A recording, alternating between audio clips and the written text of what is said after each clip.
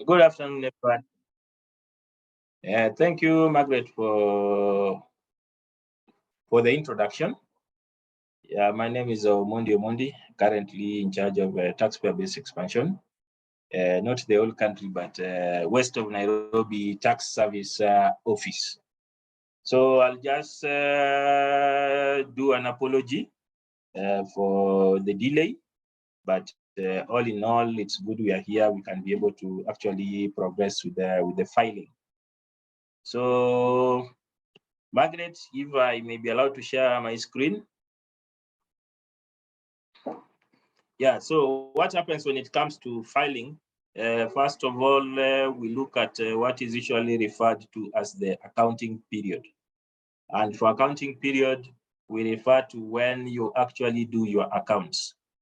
So one of the thumb rules is that all individuals, all partnerships, their accounting period is usually 31st of December. So, and we have, for companies, it actually varies. We have some, like a lot of government institutions and affiliate institutions, as parastatals, the accounting period is actually as at 30th June. And then we have companies which have their accounting period as at 30th December, 31st December. Others may have it as at 31st of March. Mostly companies affiliated, that is international or branches affiliated to UK, who have the accounting period as at 31st March.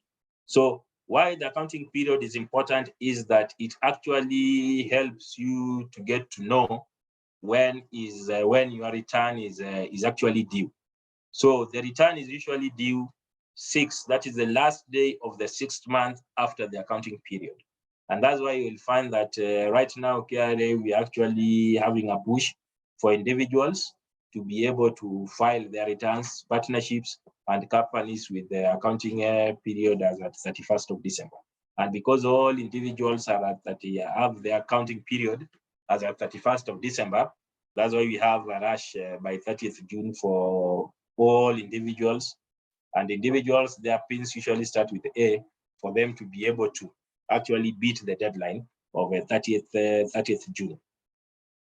Another thing that we should be able to note when it comes to filing a return pertains to a period that has already lapsed. So you cannot file a return for a period that is actually still active, or the period that has not lapsed. So the period has to lapse. Once it has lapsed is when you can be able to actually determine these were my earnings.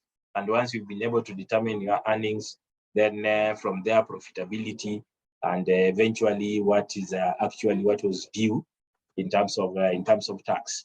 So straight away, I hope you are able to see my screen. Mr. Omondi, we cannot see your screen, but you have been enabled to share the screen. Okay. Let me share, select window on screen. Allow. Okay, I hope now you are able to see my screen. Yes, now it's okay. Okay. Yeah, so this is how our return looks like. And for you to be able to access your return, it simply means you have to log into your KRA profile. And once you've logged into your KRA profile, then up there on the red bars, we usually have registration, returns, debt and enforcement, certificates, all those information. So under returns is where you should be able to, on the drop down, you'll be able to find the first among them is file returns. Then we have view returns. You also have file nil returns as well. So once you click file return, it will take you to the next page. And the next page is where you will be able to find the downloads. So on the downloads, you'll actually be able to choose the first one, which is an Excel download. And the Excel download would come as a zipped file. And on this zipped file, once you click on the Excel, then you will be able to get to this point where you have the resident individual income tax return. And you should also note the version. At times, you might be using an old version. because the version is important in that if you're using the current version, then it means it's an updated return which has all features, and perhaps it has also taken care of any changes that may have come about as a result of the Finance Act. Yeah, so the first page you usually encounter, here we have several worksheets. The first one is on basic information, where you actually key in the details of your PIN. You have to choose the type of return and the period on which you are filing the return. Then you have also to declare whether you have any other source of income apart from employment. Yeah, if you have a partnership income, if there is any estate trust income, if you have a mortgage, if you have insurance policy, all this you are able to do it. If you have a commercial vehicle where you've paid advance tax, if you're earning any income from a foreign country. So all this, you'll find that where you have default is no. So where you have, and on this default no, you usually have a drop down at the end of it where you can actually change the status to yes. So once you change the status to yes, then it will actually, so that anyone who actually fits into the default status where they only have employment income, they do not have any life or educational insurance policy that is over 10 years and that have a lifespan of 10 years. They do not have a mortgage, no home ownership, no commercial vehicle, no any other source of income. Then it usually have very few worksheets. So from the basic information, you talk about employment income, you talk about the pay that was deducted. Then this one, if at all there are any payments that you had made, that is self, you will be able to declare there. And lastly, we are looking at the computation itself and the tax that is due or refund that is due. So quickly, we'll get back to basic information. First of all, I'll be able to look at a case where someone fits into this default role. And if you fit into this default role, the first thing is that you have to be able to key your PIN. And before I go further, is that the moment you have this Excel workbook, it should actually be macros enabled. If I say it's macros enabled, it means that when you choose yes, then it should be able to actually call upon the worksheet that is relevant, and it should be able to do, if you see the grayed out parts like in tax computation, it should be able to compute, it should be able to refer to the cells that you had actually populated in other worksheets, then come up with the formula. Then it has embedded formula. It's able to run the formulas, update, and be able to do the computation.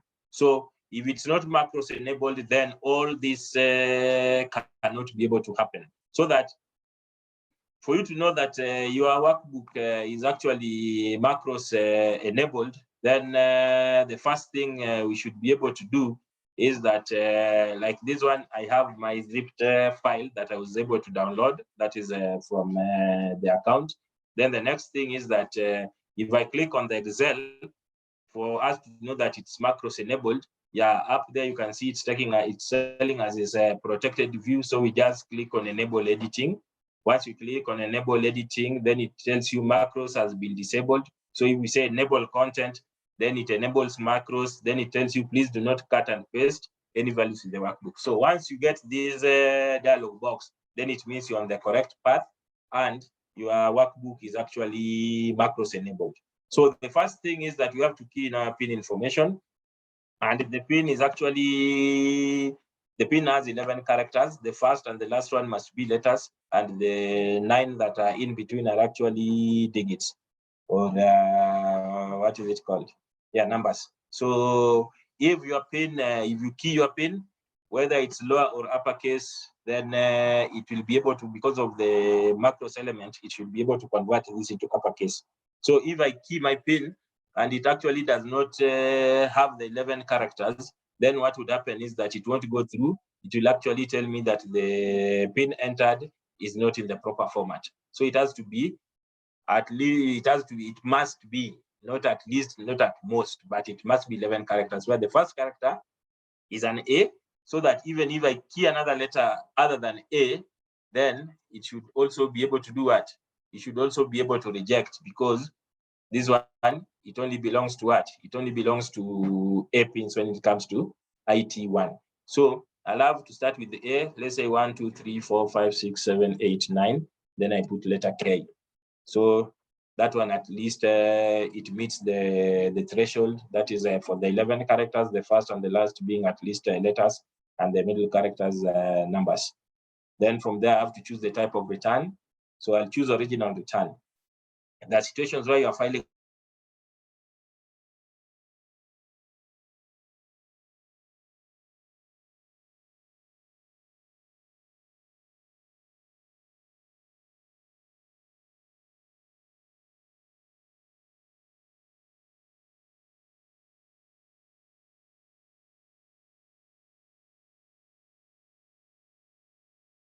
and do an amended return. So here we choose original return.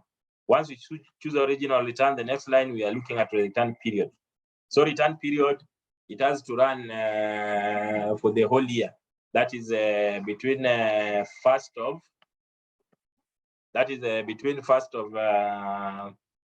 of January 2022 to 31st of I hope you are able to hear me and see my screen.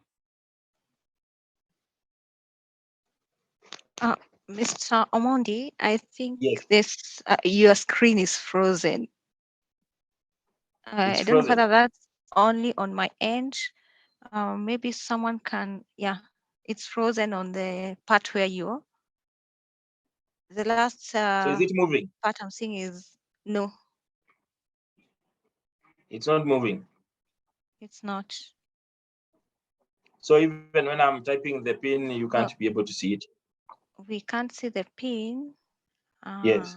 The part where you are saving the changes to the IT1 is what is displayed. So currently you are seeing the zipped file where I'm trying to click IT1. No, not the zipped one, the IT1 that is open, but you're trying to save it.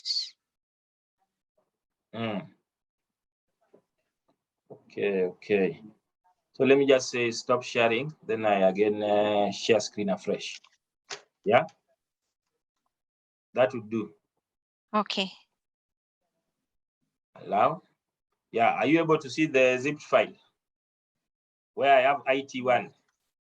Yeah, are you able to see be my okay. screen? Someone is giving a thumbs up. Yes. It's okay. So I'm opening the Excel. On my end, it's blank. I'm opening the Excel. Are you people able to see the Excel? It is blank. It is blank. But there's someone giving a thumbs up. I don't know whether that means they can see it. Although on my end, it is blank. It is blank. Yes. Okay, I've stopped sharing. So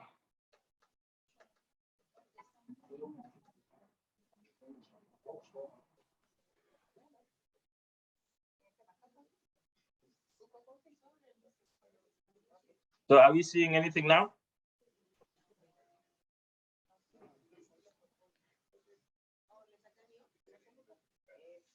Magnet, are you able to see my screen? No, it's still blank. It's still blank. I don't know why I've it's stopped blank. sharing. So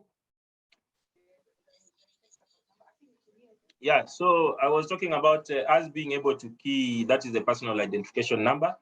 And I said that it must have 11 characters, of which the first character must be a letter A, and the last character must also be a what?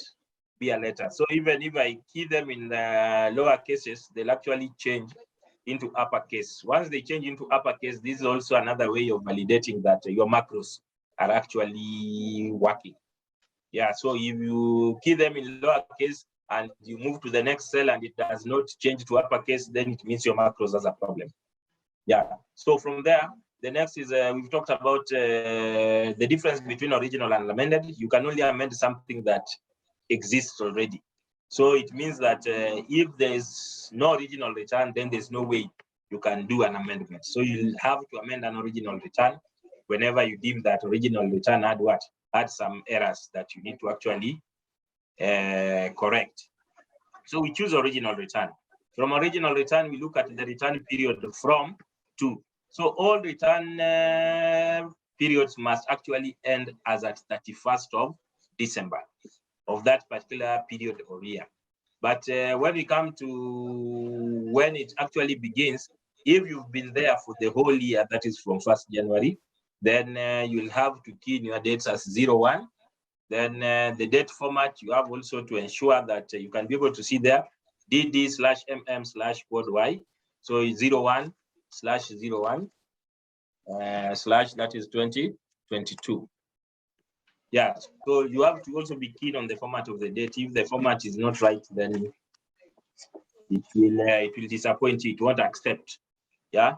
So, like if I decide just to put 1st of January that way, then it will also alert me that the date format is not right. So I have to actually key in the right format. So once I do that, so you'll find that there are people who've actually got their PIN, acquired their PIN perhaps in the middle of the year or somewhere. They've not been there from 1st of January 2022, but they had their PIN and the obligation of income tax individual resident from say 1st of March.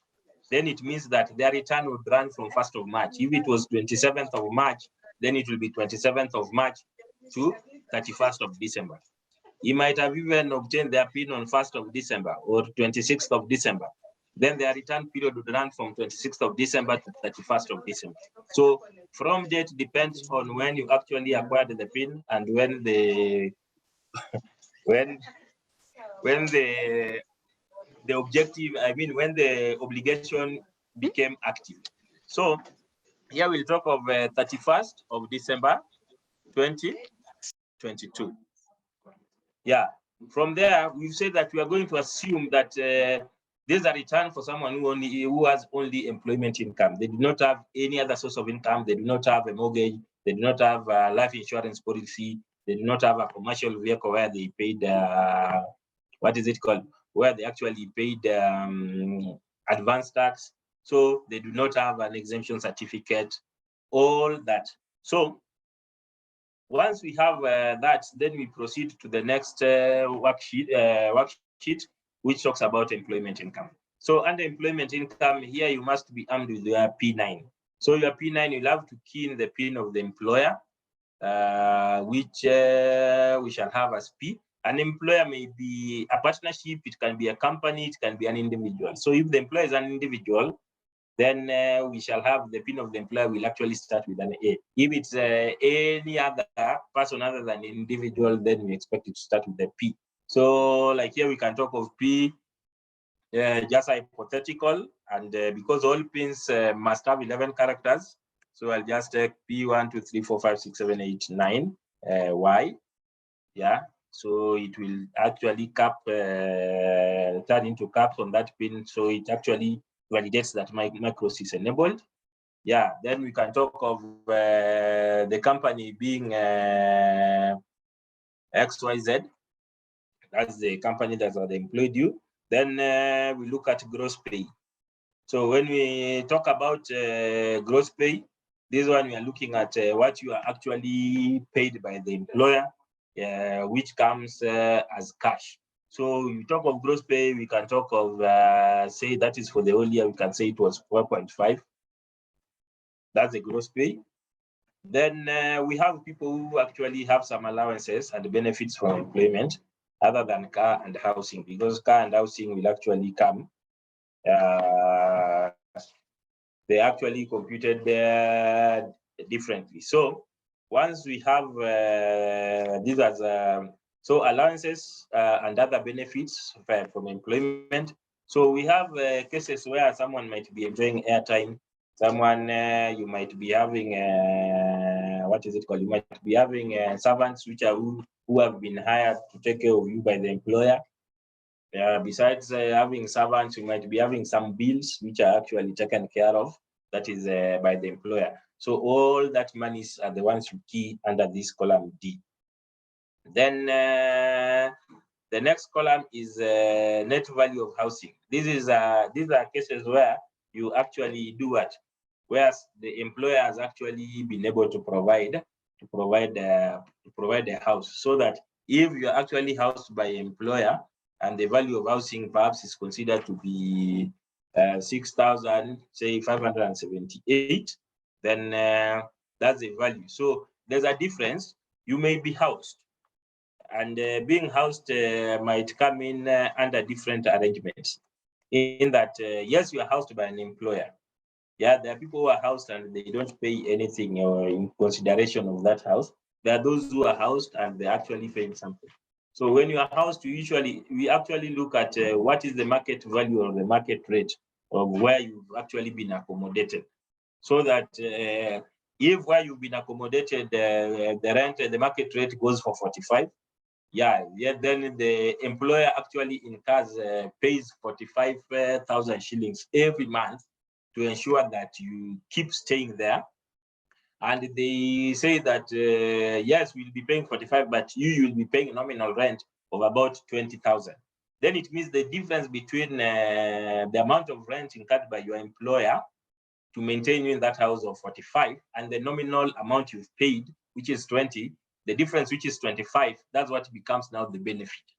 Yeah, because ordinarily, if the employer would not have paid and you are the one to pay that from your pocket, then you'd have paid 45,000 for you to be housed in that house. But because the employer has borne that cost, but requested that you just do some nominal payment, then you pay 20,000. Then the difference is now what will be considered as a what? As a benefit. Then the next line, we are looking at a pension if in excess of 300,000. Yeah, so this one mostly applies to those people who are doing what? To those people who are actually earning pension income and employment income at the same time. So you'll find that this most probably won't apply to majority of employees. What would actually apply is the pension contribution. And pension contribution is actually limited at 240,000. That is per annum, which translates to 20,000 per month. So if there's nothing there, then we put a 0. Yeah, we should also be able to key in a 0. So once we've had that, then the lower one is where someone actually declared that they would also like to declare what? To declare wife's income. So if under basic information, you said, do you want to declare wife's income? And you said yes, then with the macros capability, it will be able to enable this section F where it talks of details of employment income for the wife. Since we did not enable it under basic information, then it will still remain grayed out. Then once that is done, we move to the next worksheet. Here we actually key the details of the pay which has been deducted. So what happens is that under PIN for employer, it will actually bring the details of the PINs that were actually captured under employment income in worksheet F. And I'll just take you back a little bit in worksheet F under employment income. So here we capture, you might be receiving that is salary from more than one employer. Yeah, so that you work in one facility that is between 8 in the morning to 5. Then after 5, you actually go, or you have the shift arrangement where they have 24 hours. So there are weeks where you are working morning shift, there are weeks where you are doing a night shift. And then there are times that if you are off from your night shift, you are actually doing a locum somewhere. And this locum, they're actually also paying you salary. So if you're doing locum in 2 institutions, then you can just say add rows. Even if there are 1,000 institutions, you just choose the number of rows, then you say okay, then you have it there. Then you are able to declare, if this is my main employer and I do locum in 2 facilities, then I should be able to declare those 2 facilities and be able to put the amount earned from those 2 facilities and capture where these ones are zeros are also put to zeros, there's no problem. The system will be able to capture. So we expect that you are able to declare your worldly income, that is income that you earn from all sources, even if it's employment income from one source, but from different institutions, then you should be able to capture that as well. So let's move on to the details of pay deducted. So under details of pay deducted, if you had perhaps 2 institutions where you're adding, where you did locum, then you will have their pins also listed here so that it just forms part of the drop down. Then once you've selected the pin, you should be able to key in the name of the employer. From there, then we come to taxable salary. So when we talk of taxable salary, you'll find that before, you usually have what is actually deducted before your pay is subjected to tax. So one of them is usually one of them, or the one that is deducted is actually called what? Is actually called pension contribution. So from your gross pay, what is allowable is the pension contribution before we talk about the taxable salary. And this pension contribution is up to a maximum of 240 per annum. So the moment it exceeds 240, then all the amount that a shilling above 240 will be added back for tax computation, because it won't be allowable deduction before you get to taxable salary. So if we make an assumption that from the 4.5, the maximum contribution, this guy contributed even 500, then it means the taxable salary will be 4.5 minus 500, which will give us 4 million. But the downside is that it's only 240 that is allowable. So if only 240 that is allowable, then if you look at your P9, you usually see 3 columns. There is the first column is 30%, of the gross pay. Then the middle column is usually the actual contribution by the employee. Then the third column is usually the limit, which is 20,000 per month. So we usually look at the lesser of the 3. So most of the time you'll find that the actual contribution, the middle column, is usually the lesser of the 3. Where the middle column is actually more than 240, then column C will actually become the least of the 3. So that 240 becomes the maximum. So if you're actually contributing, your contribution hit the 500 mark, then here we can only allow 240. So out of the 4.5, we shall be talking of your taxable pay to be 4,200,000 and what? 260,000. Then now the next thing is that we now want to look at this too. That is tax payable on taxable salary.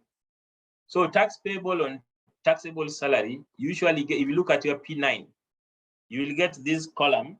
I don't have a sample of a P9, but it's usually a column that comes before personal relief, insurance relief, and the last column of pay as you earn.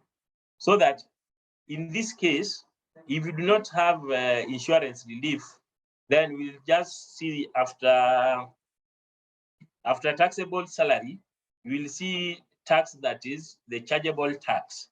Once it gives you the chargeable tax, and I key in the figure here, for example, I say the chargeable tax of this, let me say is about, assume that is 1.2. So I can even get the figure from tax computation. So that is, okay, less reliefs. So tax payable, less reliefs and exemptions. So let me say 1287. And just put here 28,800. So 1258,600.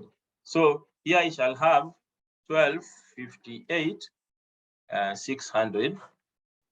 So that is the tax that I'm charged before I'm given reliefs.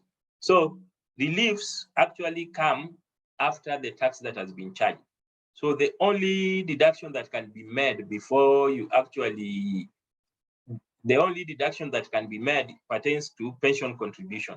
That's the only deduction you make before you get your taxable salary. And from your taxable salary, you subject it to the graduated tax, it should be able to give you tax that is payable. Then from tax that is payable is where I should be able to realize what? I should be able, if I less my relief, then it gives me the last column where I shall have what? Where I shall have tax that is paid. So tax on taxable income applicable rates. Then yeah, so what happens is that 28,800 that should be 12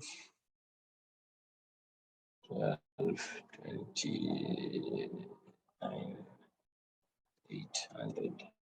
So what happens is that if I look at these two columns, that's column D and E, yeah, the difference between the two, that is the tax payable on taxable salary and amount of pay deducted, it should actually talk of amount of pay or refundable pay should actually be equivalent to what? Equivalent to the relief. So if I have other reliefs, then it means that the figure that I'll have there should actually total these other reliefs. So from here, then the next worksheet is where if I had made any payments earlier, and this one actually pertains mostly to people who actually have other income other than employment, is where this would become applicable. But if it's only employment income, then I'll just keep this worksheet and move to the last one where we have computation. So here on computation, there are only two things I need to key in. That is a pension contribution. And if we contributed 500 and I key there 500,000, it will tell me that what? Yeah, that it's the limit is 240. So I cannot key in a figure that is more than 240. So as much as they contributed 500, then this is limited to what? To the to 240,000. So once I have my 240,000, then I have my personal relief there as 28,800. Yeah, then it will be able to compute and give me that is a tax that is actually due or what is refundable. So if I see a negative here, then it simply means that I was over deducted in terms of pay as you earn, and there is a refund that is due for me. So what happens is that mostly, if we look at the reliefs, there are two ways of enjoying that is the reliefs. Yeah, because we can talk of relief that is in terms of mortgage, insurance, and also we have people who are disabled who are actually enjoying exemption on the first 150,000 shillings per month. So these are some of the situations that can be able to put you in a refund position. But ordinarily, we expect that your employer should not deduct a shilling more or a shilling less, but be able to pay the exact amount of pay so that as an employee, you are not disadvantaged to come and do what? And make a claim of a refund where there is no insurance, there's no mortgage, you do not have a certificate pertaining to disability. So those ones we do not expect you to be able to apply because ordinarily, if the employer does the right thing, then there should be no refund that accrues because we have what can lead to a refund, and what can lead to a refund is what should actually be attended to in terms of refund. So that is how we actually deal with the filing of the employment income. Unless there's a question before we proceed to a situation where someone is having a relief, that is in terms of mortgage, in terms of insurance. And another thing that I should bring to your attention is that that is the finance bill of 2021 actually allowed that from 2022, contribution towards NHIF shall also be given relief when it comes to what? When it comes to you filing your returns. So for employment income from the year 2022 I expect as instead of having no, do you have a life insurance policy? We expect us to be able to say what? Yes. So once we say yes and the macros is enabled, you are seeing that there's a worksheet. From F, we are moving to M, but now we have worksheet L, which talks about computation of insurance relief. So under computation of insurance relief, yeah, so what happens here is that we have to be able to key in, because NHIF is now liable for people who contribute on a monthly basis to NHIF. The relief is there because we usually talk of 15% of premium paid to be what? To be insurance relief. So here you'll have to key in the PIN of NHIF, which is P0 510999232D. Then from there, you just say this is NHIF. And then we look at the type of a policy. Here you can see there's education, there's health, there's life, and we have NHIF. Yeah, so if we choose NHIF, the only issue is that NHIF is becoming a problem. People are receiving errors on uploading. But to help us navigate this, you just choose, you can as well check health. Then you have under the policy number, I believe if you are, NHIF is a members club, and if you are a contributor, definitely you have a membership number. So that's what you will key there, which usually is R, say 1, 2, 3, 4, 5. Once you key in your NHIF number, then under policy, here you say that it is self. Then commencement date, we shall have 01/01/2022. So NHIF, you are claiming on a premium paid in the course of 2022, last year. So last year, it actually runs from January to December. So depending on when you became a member, so then here you have 12, then 2022. Then sum assured. So sum assured, I believe majority are actually paying 18,700. So if you divide the 18,700 by 12, it actually give you the amount that is 1,700 that you are paying each month. So 1,700 times 12, it should give us this amount of 18,700. That is the sum assured. Annual premium is also the same amount, 18,700. Then at the end, it's able to compute 15% of that, which is 2805. So this 2805 is now also considered to be insurance relief pertaining to health, and that is as a result of NHIF. Yeah, so in the current financial bill, yeah, it's also now contribution to NSSF, contribution to any pension scheme is actually an allowable deduction before you do taxation. So the same thing, they've introduced that if you are able to contribute to that is a medical scheme that you'll be able to access after retirement, that one is also being considered as a what? As an allowable deduction for tax purposes. So you will be able to make that deduction, that is before you do what? Before you are able to arrive at your taxable income. So that is what happens to someone who only gets employment income. So the new thing that has been introduced that is different from other prior filing seasons is the issue of us being able to claim 15% of the amount paid during the year towards NHIF. So from there, and there's a question and observation. We take a 2 minutes break to address to it, as then we move on to where someone is actually having, because this one also takes care of insurance relief. So we talk about where someone has a mortgage before we proceed to a situation where someone is actually having other sources of income apart from employment income. So I invite observation or question before we actually proceed. Over to you, Margaret. Okay, thank you so much, Mr. Omondi, for taking us through the return filing for those who have employment income only. We can address a few questions that have been asked regarding that. One of the questions, I think I can read maybe 2, 3, and then you'll address them. We have Patricia who is asking, does house allowance fall under net value of housing? And there's another question by Francis. Okay, no, that one has to do with the business income. I believe we are going to come to that. Alice, who was also asking, the pension, if in excess of 300K part is not clear, what if pension is above 240K contributed by employer and employee? So maybe you can first address that.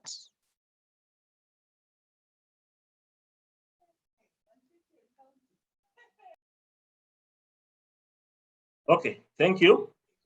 So I'll start with the question that has been posted, that is by Patricia, pertaining to house allowance and the issue of net value of housing. So when you talk about benefits, that is housing benefit, is that there's what you are paid in cash. Yeah. A very good example, like house allowance. House allowance you actually paid in cash. So if you look at the P11, not the P11, I mean the P9, you'll find that you have the first thing is actually what you have as your pay, yeah. Then from what you are paid in cash in terms of salary, then the next thing is actually benefit that you are paid in cash. So like house allowance, you're actually given in cash, so it forms part of the gross pay. But on the contrary, you'll find that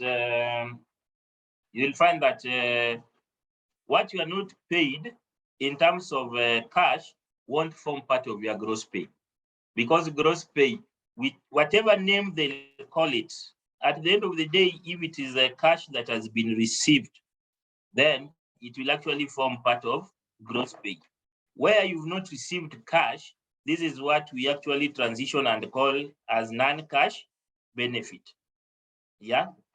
So that there's a benefit that you are deriving, though it cannot be quantified in terms of you actually receiving the money directly. Like for example, if your employer actually employs a security guard for you and a year, or a gardener for you, you will find that you are not benefiting by receiving the cash directly, but you are benefiting in terms of you are not incurring expenses to maintain these people, but they are actually maintained by someone else who is actually taking care of what? Of their month-to-month pay. So I believe that should be clear for Patricia. Then the next question is from Alice. So Alice is talking about issue to do with the contribution by employer and employee. So the contribution, we have to total the contribution between employer and employee. The moment this contribution hits 200 and it's more than 240,000, then it has to be added back for computation purposes. That is for tax computation purposes. And what happens here is that if perhaps you've been able, you are a beneficiary of being able to see your statement from your pension administrator, you'll actually be able to see that they actually separate, where you have the two, combining the employers and the employees' contribution going beyond the 240 per annum or 20,000 per month, then we'll have that bit that is actually allowable, yeah, which is tax-free, and then that bit that has been taxed. So they have to separate the two. The reason why they're separating the two is that when it comes to pension contribution, we usually talk of taxation can take place at the time of the incident. So if taxation takes place at the time of the incident, then it means at the time you are exiting the scheme, then you won't be taxed, because this money, this portion was already taxed. So it's like you've been taxed and you've made your small savings. So these savings of yours, we cannot say again that what has been taxed, we are going to bring it and say this is another income you received so that we are able to tax. So that's what happens, that if it's taxed at the incidence, that is when the contribution was actually made, then it means that all along it is an investment, and the income you realize out of that investment is what, once it's taxed, when you are being given this money, then that portion should not be subjected to tax again. Then you'll find that what is below 240 is not taxed at the point of contribution, but it will actually be taxed at the end when you're withdrawing from the scheme. That is the difference. So if you have benefited from looking at the statement where your contribution, or that is what you contributed and the employer, is in excess, then you should be able to find this situation where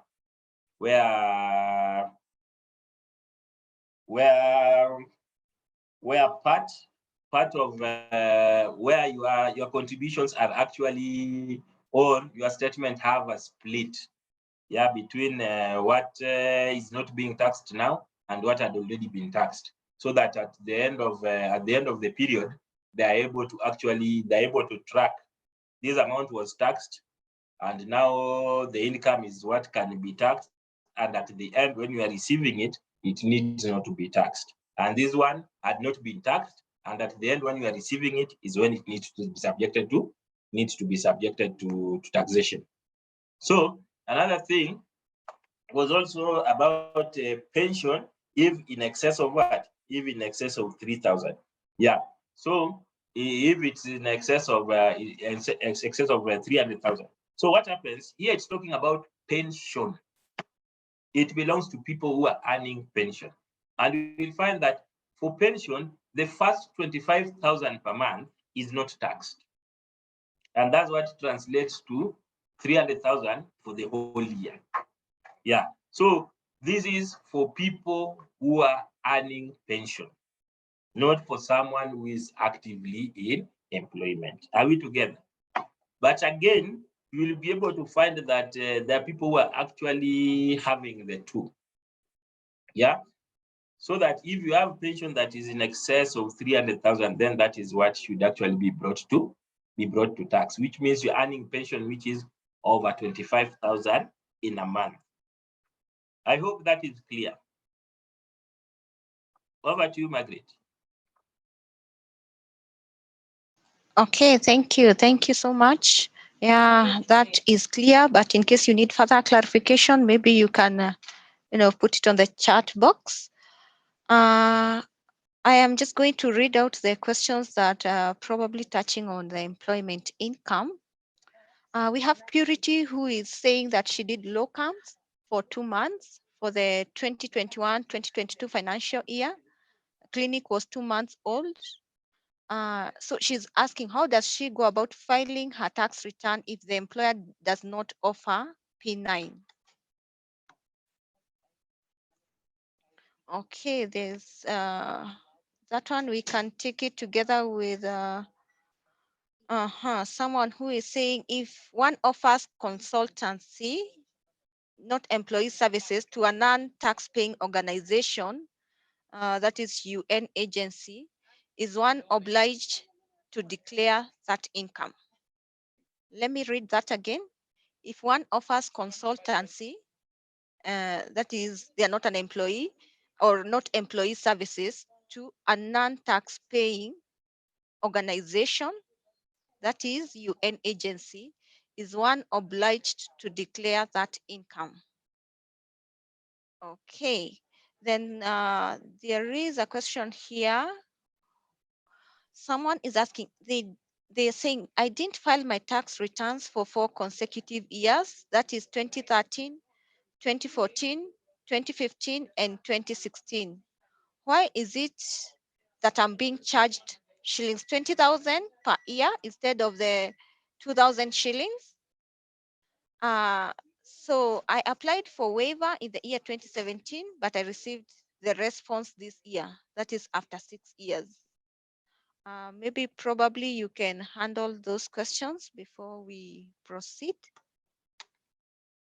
Okay, thank you, Margaret.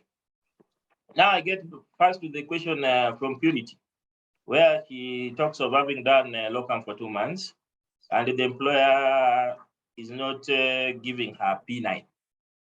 Yeah, you know, P9 is an employee document issued by an employer. It's like a statement showing what they pay you. They paid you in a particular year, that is from January to December. So the employer is actually supposed, and the employer has no option, but they have to give a P9, this statement, to an employee. It's just like an employer denying you a pay slip.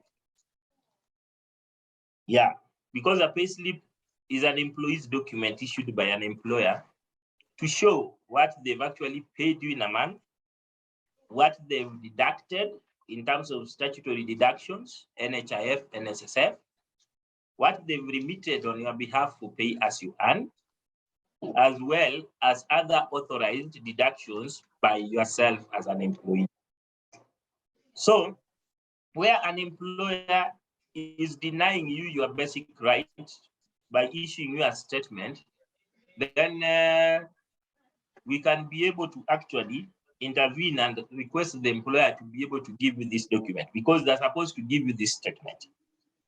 In the absence of this, that is, if you deem that you do not want to be confrontational with your employer, I believe they actually gave you a pay slip or a documentation to actually, because if you are doing a locum, I believe that when it comes to all this employment, whether it's part-time, secondary employment, primary employment, you actually enter into a contract with your employer and agree that this is what they're going to be paying you every month. Yeah, and from what they're going to be paying you every month, there are deductions which, once they do the deductions, you actually give them a trust benefit of doubt that they should be able to submit to the relevant the relevant bodies. Yeah.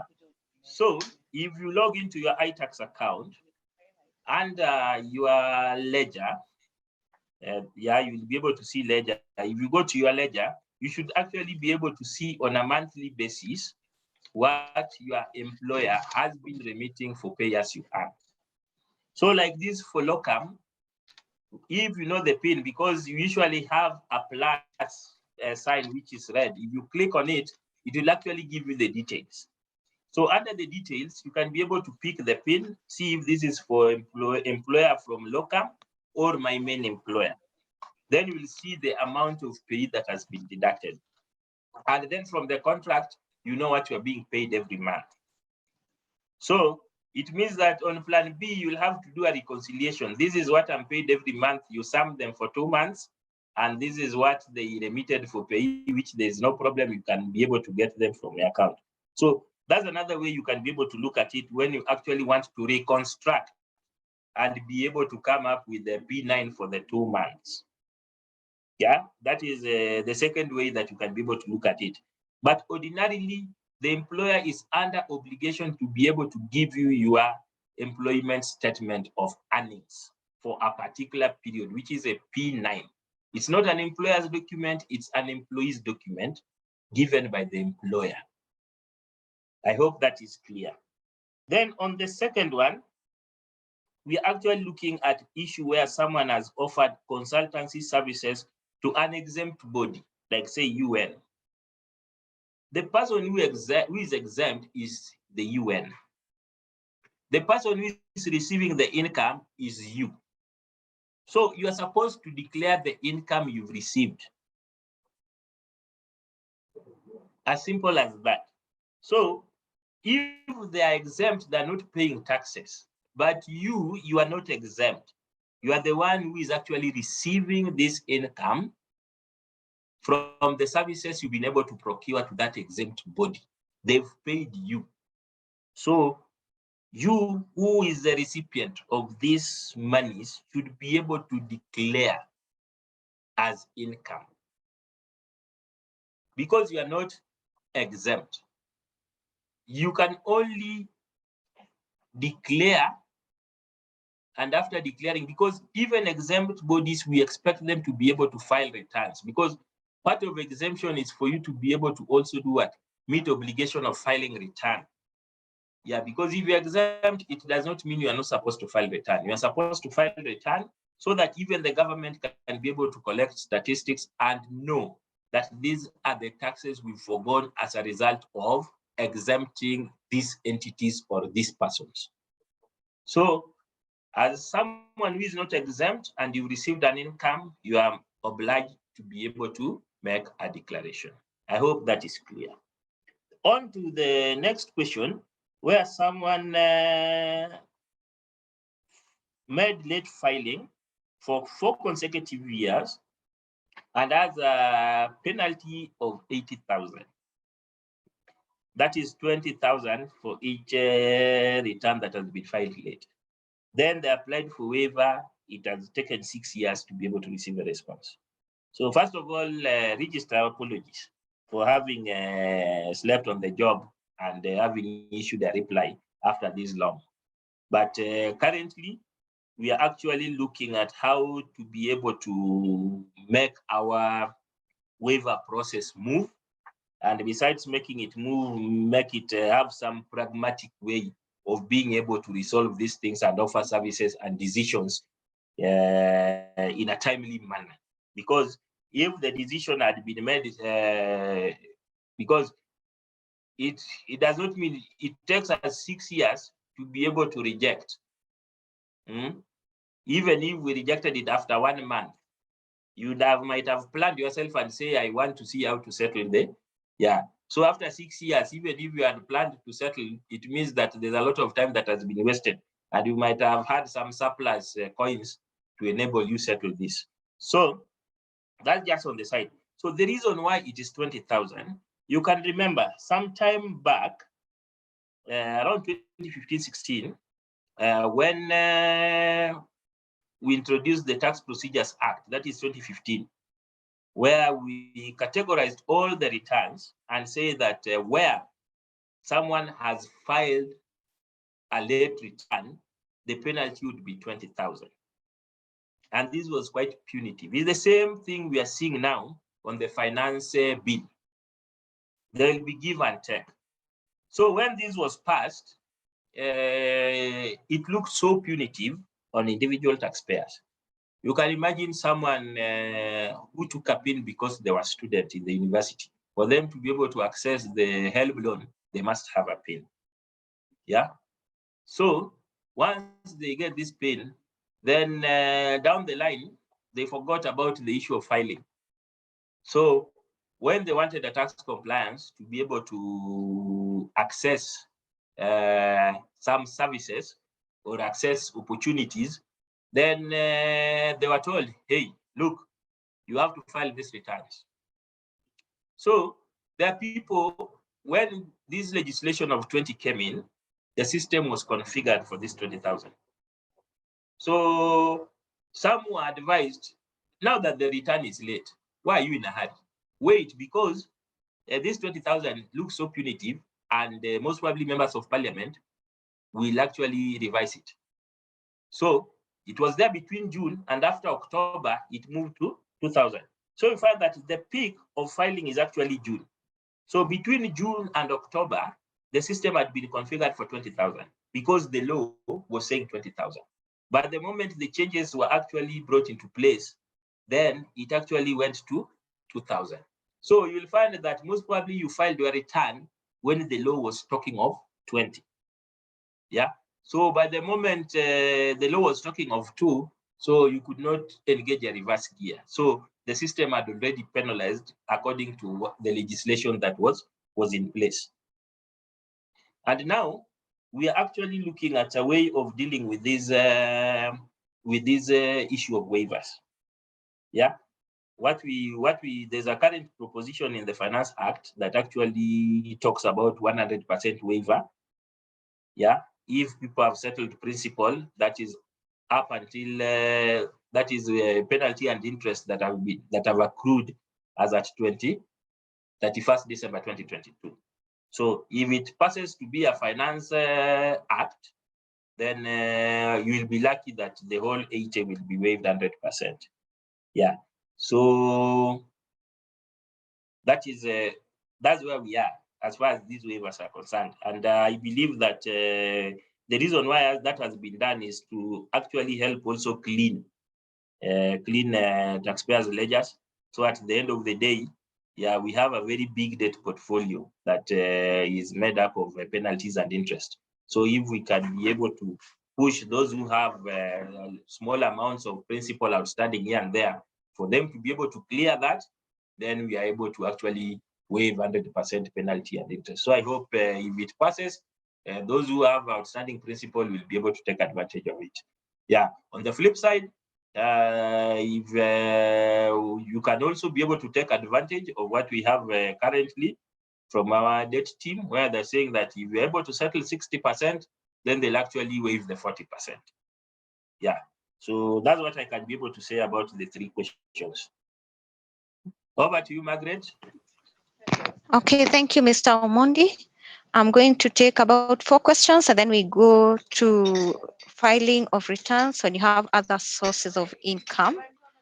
So we have Patricia who is asking, once you have a tax refund, how should you go about it? Or maybe probably she wants to know how you can claim that refund. Then we have Dave who is asking, what about those who are earning below 24,000 per month? Do they have to file returns? Okay, then anonymous attendee is asking, or he is stating that maybe the current form, that is version 18.0.6, limits personal relief to 13,800 only. It does not allow you to enter values above that. Otherwise, it gives an error during validation. Maybe you can address that, although for anonymous attendee, maybe you'll clarify for him on the issue of the version he is using. Allow me to take one more, and then now we will go to the session of filing returns using the employment income other sources of income apart from employment income. So we have SK who has said this is a well elaborated session. What if an error has occurred, positive or negative, when actually it is not supposed to? How long will one take to make an amendment after the first amended return? That can represent any question that has to do with amended returns. I had seen Elfas who had also asked something to do with amended returns. Probably you will just handle that. Then we proceed. Okay, thank you, Margaret. So on to the first question of tax refund. Yeah. So first of all, we look at, I've said that the way the law has been structured and the way we expect people, that is employers who are administering the pay as you earn obligation to behave, is that they're not supposed to charge you a shilling more or a shilling less. And when you look at the relief, that is the insurance relief, the mortgage relief, yeah, and what you used to have, that is home ownership savings plan, is that these reliefs, there are 2 ways by which you can be able to enjoy them. One is you can enjoy it as is, in that the moment you are paid, you've taken it to your payroll admin and you've given them the insurance certificate, the mortgage certificate to show that I have a mortgage and this is what is being charged in terms of interest. I have insurance, this is what I'm paying as a premium. So once you take this to them, then they should be able to actually key in this amount so that you enjoy it as is, in that every month you are able to enjoy these reliefs. That is route number 1. Route number 2 is where you are not enjoying it as is, but everything was being deducted. So when you're filing return is when you are able to actually put in this documentation and say that I have this. Yeah, so there are people who would like to enjoy it little by little, there are others who would like to see it as a lump sum. So they don't want it to be subjected to payroll, but they would like to claim at the end of the period when they're doing their returns. So so these reliefs are what we expect that should be able to bring this situation of refund. And where someone, where we talk of disability, and you have a disability certificate, and the first 150,000 is actually tax-free, that is every month, then perhaps you receive the certificate in the middle of the year, and there are some amounts which have been deducted, so it puts you in a refund position. So whenever you're in a refund position, what happens is that there are two ways. You are able to log into your account in the system and claim the refund, because we have a tab for refund. And if you claim refund, the low allowance, that is section 47 of the Tax Procedures Act. Yeah, we said that instead of you waiting to be paid, if you know that you are going to incur a future liability, especially for those people who are having other income other than employment, then you will be able to actually tell the system to issue with a credit note, so that this credit note, you are able to utilize it to settle a future liability or a past, because now the law even says that if I have it today, I can even use it to settle a past liability. So you can claim refund and wait to be paid. Or the other way is that instead of waiting to be paid, let me generate a credit note that I'll utilize in future to settle a liability. So, and refunds are actually paid. The downside with us Kenyans is that if you find money in your account, you utatumia kwanza, then you will get to know ilitoka wapi baadaye. At times you might not even care where it came from. You provided umetumia. So there are people who've been paid refunds, but they tell you, I've been having mortgage, apply for refund here in out, but I'm not paid. So when we check their ledger, tunapata kwamba washalipwa. Na hata ukienda finance, utafute which account this money was sent to, then unamwambia hii pesa ulitumiwa nini fulani, anasema yeah, kumbe I received some money in my account, I was not aware where it came from, but I just queued it. So I just say this manna from heaven. So it happens. But if you are keen enough, then you can be able to actually know that this money came from as a result of refund. So there are two ways. You can choose either to utilize that amount to settle a liability, or on the flip side, you can decide that you want to be paid the refund in cash. Then the next question we are looking at where the form is actually limiting you. Oh, there is also issue of earning below 24K. When you get a PIN, there are two obligations which you are actually contracting for. One is you being able to make declarations, which is filing returns. Two, for you to be able to make payments where there is a liability. Two key things. So yes, you're earning 24,000. You're not liable to tax. Then you have to make a declaration that these are my earnings. Apart from KRA being able to collect taxes, we also collect data, that is statistics. And if you look at Kenya National Bureau of Statistics, they actually at times rely on us when it comes to figures of employment. Yeah. And for those who are filing the manual returns, you could remember that if you look at the back of the return where you are supposed to say whether it's a male or female, yeah, all these were just part of statistics that was actually helping Kenya National Bureau so that they can be able to do it for planning purposes and everything. So if you declare that you've made a declaration, then we'll actually know that at the end of the day, we have 1 million Kenyans who are actually earning below 24,000 a month. Yeah, so it helps in terms of statistics and in terms of policy decision as well. Then the next one is the issue to do with the current form limiting the personal relief to 13,944. Yeah, this is a problem that is being experienced by people from different, and I've had even a colleague who had the problem. I even sent them the current version. They still told me that they have the same problem. So I don't know this problem is a result of what, but there must be something that is actually happening on the machine. So what I would encourage you is see if you can be able to get a different machine, then it should be able to work out for you, because this is a problem. I think, I don't know if it's cache or what, because it's not prominent. It's just a few people. I've had only one person who was complaining about it, and I've also had it in this forum. So what I would encourage you is to try and get to another machine and see if it will work. If it doesn't work, then I'll leave my contacts here. You can get in touch so that I assist you to file. There will be no problem. Then the next one, someone is talking about amendments. How long? Yeah. So the law allows us to do an amendment within 5 years. So beyond 5 years, the system won't even accept for you to do an amendment. And beyond 5 years, it's only when there is an investigation or something else that it can be reopened for amendment beyond 5 years. So where an error has occurred, what happens is that from your end as a taxpayer, you initiate an amendment. Once you initiate an amendment, then you need to do a follow-up letter stating that this amendment was necessitated by XYZ.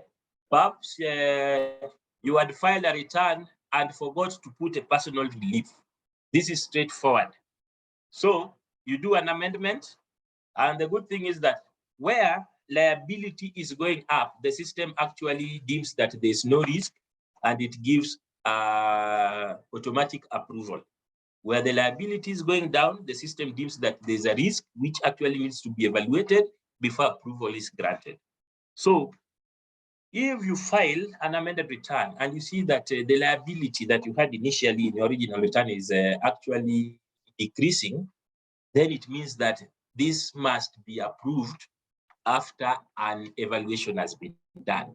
And in that case, you just do a letter saying this was necessitated by XYZ, and then you are able to attach this is the XYZ that necessitated this amendment. Then you go to your tax station, present it, and I usually say, come with your file copy, so that once your file copy is stamped, you know that this letter, I took it on this material day.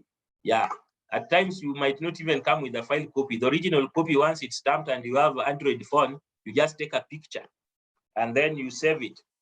So that when you are doing a follow-up, you come, you say that there's this letter that I brought in January, yeah, for amendment, and I've not received a response. Yeah, so, and at times, once the officers receive it, they'll try and reach out and tell you that it is ABCD that is missing, or it is okay, we are going to actually do a submission. Once it's approved, then we can be able to implement it in the system. So that's what happens when it comes to amendment. And amendment will depend that if you do it now, you do the letter, you present it, and do a follow-up. It all depends on you, because if you do a follow-up within a week, it can be done. If you do an amendment and it disappear, it will just slip in the system. So one day, when my boss wakes up and says that there are tasks which have taken too long, which have been flagged off, you will find that there'll be mass rejections without consultation. Yeah, so if we do anything in the system that needs attention of your account manager, bring it to their attention by simply writing. And it's also good to be able to know that this is my tax station, this is my relationship manager, and this is the account manager. Then it becomes easier for you in case there are delays or there are things which you'd like to be fast-tracked, they can be able to assist to that end. So I deem that is okay. So, Margaret, I may be able now to proceed. Yes, you can proceed. Okay, thank you. So, now back to our return. Now we get back to basic information, and now we want to look at a situation where you are having other sources of income other than employment income. And when we refer to other sources, it may be farming income, it may be business income, it may be consultancy, you may be earning commission, and there are instances where you deem that it cannot fit into all of these. It may also be interest, and instances where you see it does not fill all these, there is other. So any other thing that you don't deem, you don't want to put under this, you can put it under other. There's no problem. Yeah. So one of the most important things when it comes to taxation is you being able to keep records. Records, records, records. So that if you receive money, you know how much you received and you documented what you received. If you spend money, you know how much you spent and you documented how you spend it. So that when it comes to issue of profit and loss, because profit and loss, this is what will determine the gains or the income. So that once it determines the income, then you are able now to proceed and say that this is what I earned in that particular period, and then we subject it to the graduated scale so that we can be able to know how much tax is due. So in the absence of records, then you may feel that the tax laws are punitive. They're not punitive. They're actually trying to mold you to grow your business, because business without records will die. But business that keeps records will actually be able to see and have a direction that we actually headed east. So without records, you might think you are headed east, but on the contrary, you're actually headed west in the opposite direction. So it's very important that if you're operating a business, you're able to keep records, which will show this the income that I earn, and these are the expenses relating to the business.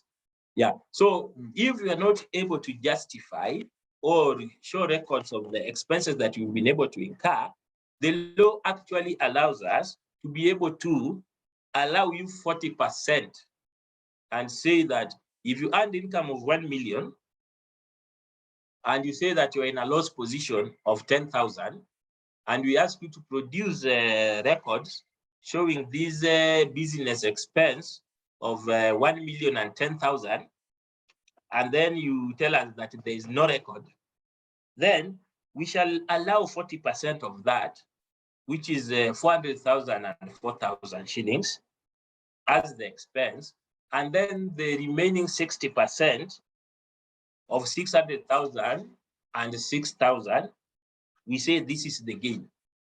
So you see, whereas indeed you had losses and you don't have records, the law now allows KRA to be able to say what? That indeed you made what? You made a gain of 600,000, whereas you actually made a loss. And the reason why the difference that comes about is because of you not having kept the records. So keeping records is very important. That's what I can say when you are operating any business, no matter how big, no matter how small, no matter how medium. Rule number one, keep your records. So if you have any other income, then you come to this column number 7. I hope you are able to see my screen.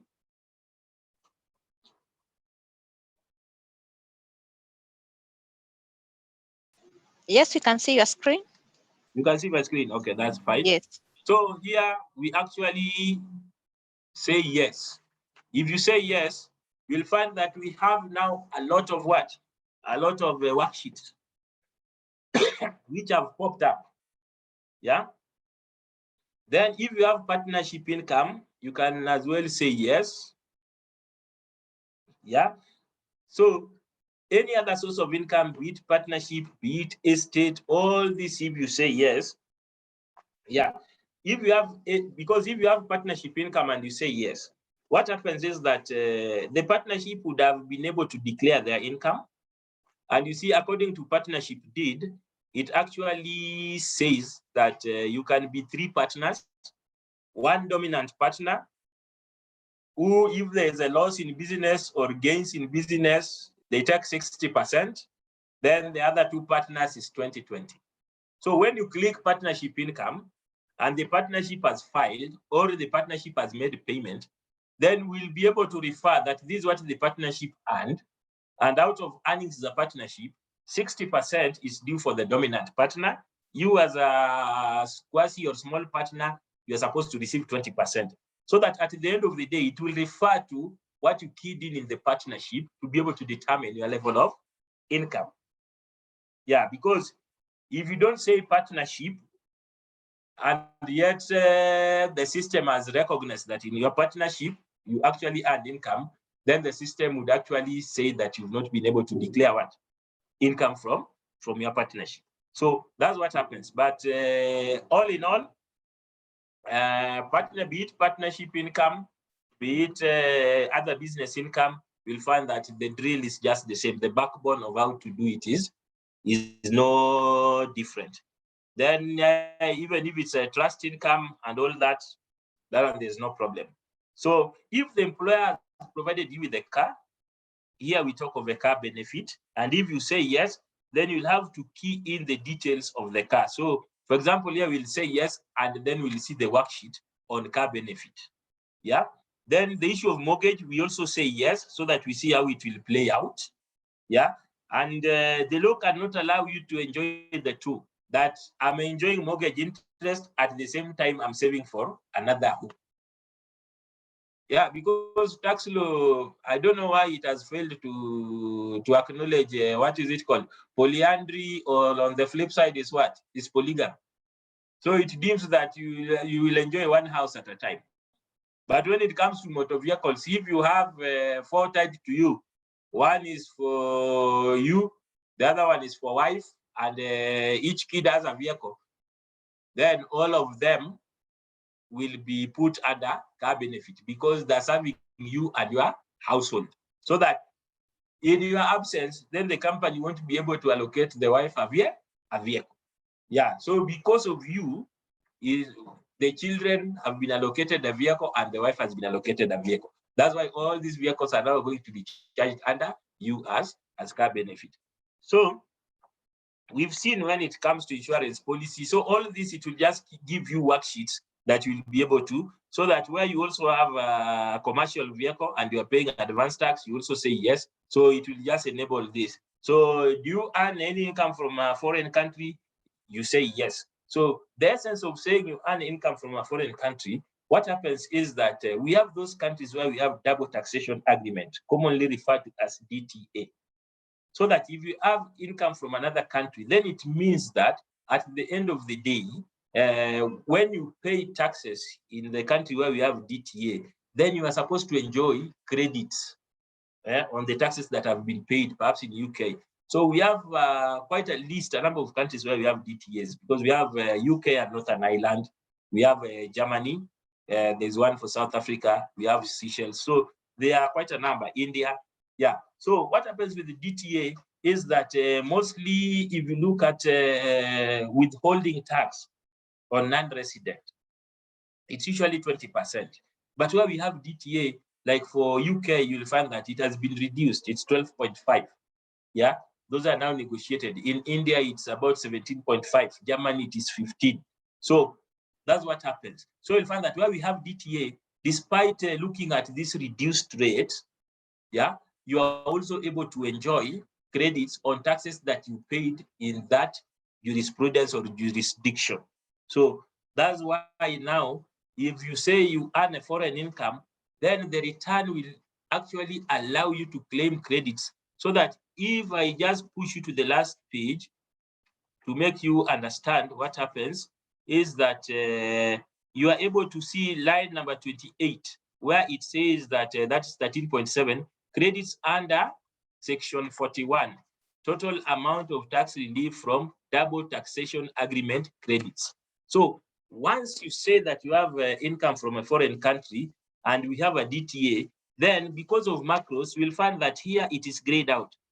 The other side, if I just say yes, then it will actually make this field to be enterable, so that I can be able to capture credits of taxes that I paid in a foreign country where we have a DTA. So that's what happens, that all this where you say yes, it has an implication and it will enable you to be able to proceed and do what is actually required. For the wife, we say that if you say yes, and this one you should move for the wife, you should say spouse, so that we make women feel empowered.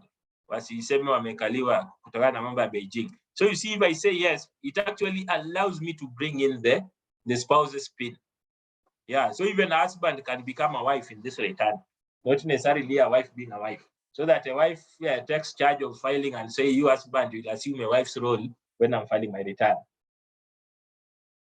Yeah, so I believe that is okay. And there are situations where, have you been issued with exemption certificate for disability? If I say yes, then it means I have to capture the details of what? The details of this certificate. So that once I capture details of this certificate, it will give me where to be able to capture it. So once I capture it, then because it's system issued, system will be able to refer and say that it's valid at the point of uploading. Then it will now actually recognize that the first 150, that's 150 times 12 should be what? 1.8 million in a year of what I earn as disabled is actually exempt. So that a shilling above 1.8 million is what is now going to be subjected to the graduated scale. So that's what happens. So just disable that. This one for foreign, I've said yes. They say yes. Yeah, let me just say yes, so that we see how macros works, and we go to the last worksheet of tax computation, and you'll be able to see. Now this one is not until I declare the income. It should be able to actually allow me to do what? This one to be an enterable field, so that I'm able to actually claim the credits as a result of double taxation. So with this, let us proceed. And so from here, so if, because you're operating a business, and operating a business, most probably you're not going to operate the business in a vacuum. And one is that if we look at this section A part 3, details of auditor used to be necessary, but now it's not necessary. Even if you leave blank, then the return will still go through, but it used to be a mandatory field. Now it's not a mandatory field. And the reason might be most probably because we talk of a small company as defined in the Companies Act. And a small company, it has 3 conditions. One, it looks at the turnover of the business. If it's below 50 million, it looks at the number of employees, and which should be below what.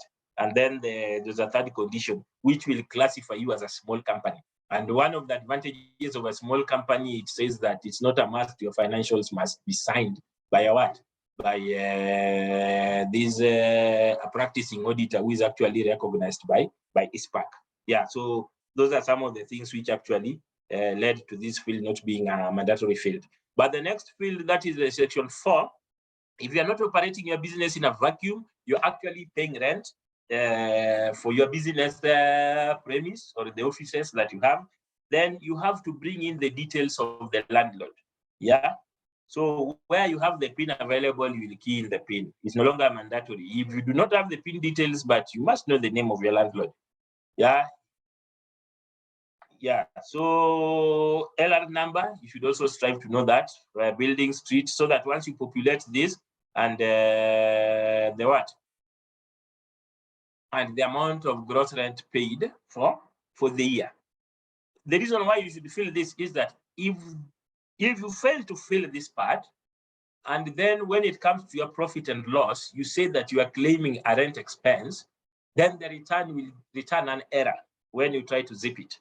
So if you're going to claim rent as part of your expense, then ensure that you actually come and also give the landlord details that this, if I paid rent of say 5,000 per month, annually it was 60,000. So I have to have my 60,000 here, so that if I come to my profit and loss and under expenses, yeah, under expenses, you can see rent expense for premise. So this one should always be equal to what you have here.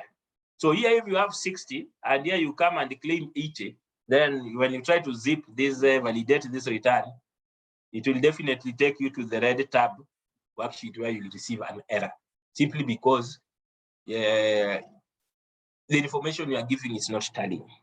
Yeah. Then now from there, let's move to our next line, which is what? So here is about the wife. If you enable the wife, you should be able to give that. Then the next is where you are receiving rental income. Then you're supposed also to be able to say that these are my tenants. So yeah, you must know the name of your tenants. Otherwise, if you don't know the name of your tenants, it becomes a problem. That the landlord na tenant kama ajuani, inakuwa shida. Something may happen. Then here you see here there's a what? Details of exemption certificate for disability self. So you put your exemption certificate number, And with the exemption certificate number, it usually runs for 5 years. So you put the date from which it became effective to when it's going to expire. Yeah.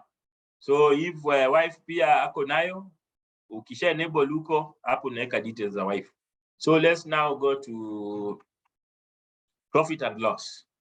So for profit and loss, you can see column C talks about business income, column D, farming income, column E, rental income, column F, interest, column what? Column G, commission, and column H. If you cannot classify them between C and G, then bring them under H, which will take care of any other stories.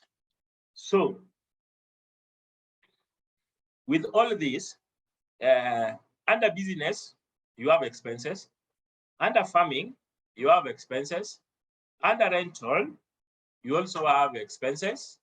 Under interest, most probably there are no expenses, unless you are doing business of where you actually have Shylock.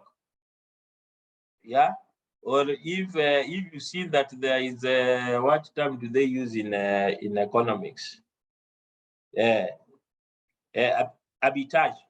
When you see that there is an opportunity that if I can get money from X at a lower interest rate and invest in Y at a higher interest rate, so that my earnings is the difference between the interest rates, then is when most probably your interest income will have an expense. Otherwise, most of the time, interest income, there's no expense.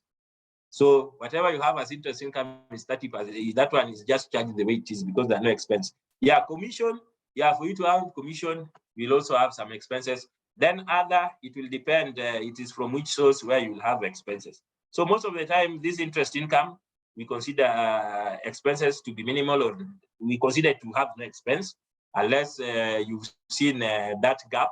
And then for rental, expenses are actually limited. Yeah.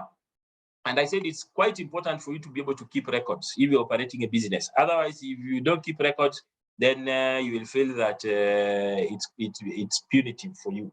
So let's look at where you are doing your business income. Business, it can either be your manufacturing or you're in consultancy or professional. Yeah, whichever name we put to it. So for example, you're doing consultancy. Yeah. And in this consultancy, you earn 3, 4, 5, 6, 7, 8. Yeah. Let's say 9. Yeah, you earned 3.4 million in the period 2022. So out of this consultancy, if you look at cost of sales, from your consultancy job, I don't deem you have raw materials, you have work in progress. Yeah, these ones are actually pertaining to someone who is doing manufacturing business. Local purchases, yeah, in your consultancy, I don't know which local purchases you'll incur to be able to, or imports. Yeah, it now depends with the kind of consultancy you're actually doing. Because what happens is that for you to, why the expense is allowed is that this expense helps you to realize this income. So if you have purchases which actually help you to realize this consultancy income, which from your field, you know which what they may be, then is what you will bring under local purchases. Perhaps in your field, for you to attend to a patient, you must have a glove. Yeah, even if yeah, if you are a physician, an example, or if you're a nurse, then you have your private, where if someone comes for you to attend to the patient, the first thing is that you must, with your stethoscope, you must have gloves around. So you'll find that most of the time, your office, you cannot miss gloves. So these gloves may come part of your local purchases, or you import them for you to be able to generate what? This consultancy income. So you can bring it there. Then we have direct wages and also direct expenses. Yeah, so even gloves can become part of direct expenses. Which expenses am I incurring directly related to this income is what I should be able to capture where? I should be able to capture there. Yeah. Then the issue of factory overheads, this one, because we are not operating a factory, that one is out. Then closing stock, this one, raw material work in progress, that one is out. Then from there, you say that this is my profit margin of 3.4. So Then there may be other incomes that you are realizing, which may be classified under dividends. There's issued with annuity, then royalties, all this. So I deem that most probably you do not have this. But still, under other incomes, you can still be able to do what? You might have, you might be doing some subletting in your office. Yeah, yes, you are a consultant. Office yuko nayo ni kubwa mzuri. So umefanya subletting kidogo. So still down there, we have a space, you are scroll, yeah, where you are able to capture other expenses, and you are also able to capture what? Other income, which you deem that you are not able to classify as per what has been listed up there. Then you can be able to give a narration down there and give the amount realized out of that other source of income. Yeah. So from there, let's delve into what is necessary, which is your operating expenses, your administrative expenses, your employment expenses, your financial expenses, yeah, and any other expense that might not be classified in what we have here. We also have part one, other expenses, where you are able to give your own description, name of the expense, and amount as well. So if we start with the we start with operating expenses. So operating expenses, here, what we talk about, like advertisement. Perhaps you are running a dental clinic, and we see you on TV, we find an advert, or we see you on social media, where umelipa pesa kidogo for them to be able to, you do boosting on Facebook, on whatever, YouTube, whatever, so that there's more visibility on your ad or on your clinic. Yeah, then that is what you are able to capture there as expense, and whatever receipt and the evidence of payments, you are able to actually do proper filing and proper bookkeeping, because it will become in handy in case tomorrow someone wants to verify the records. Then for audit expense, if you engage someone to be able to look into your books, be able to determine the level of profitability or loss, yeah, then you pay them something small towards that. Then that's what you are supposed to be able to key in here. And under audit expense, another thing you should note is that there are those people who offer services to you. Yeah, they are not people who you cannot be able to give at nimenunua kikombe ndio hii, I'm seeing a good, but they offer service which is not tangible, like we engage auditor. Then when you are paying them, if the payment is more than 24,000 in a month, yeah, that is aggregated. Then you should be able to do what? To withhold 5%. Perhaps we will engage a management consultant to help you see how you can be able to improve your business situation, on a financial consultant to help you and see how you can be able to optimize. So by the moment you are paying them, if that payment is more than 24,000 in a month, then what we call withholding income tax comes in. So Alipa, you withhold 5%, and then you pay them the rest. They receive the certificate. Yeah, and also you, when you do consultancy, there are cases where they've withheld 5%. Yeah, when they are paying you and they give you a certificate. So likewise, if you've engaged a service provider, withhold.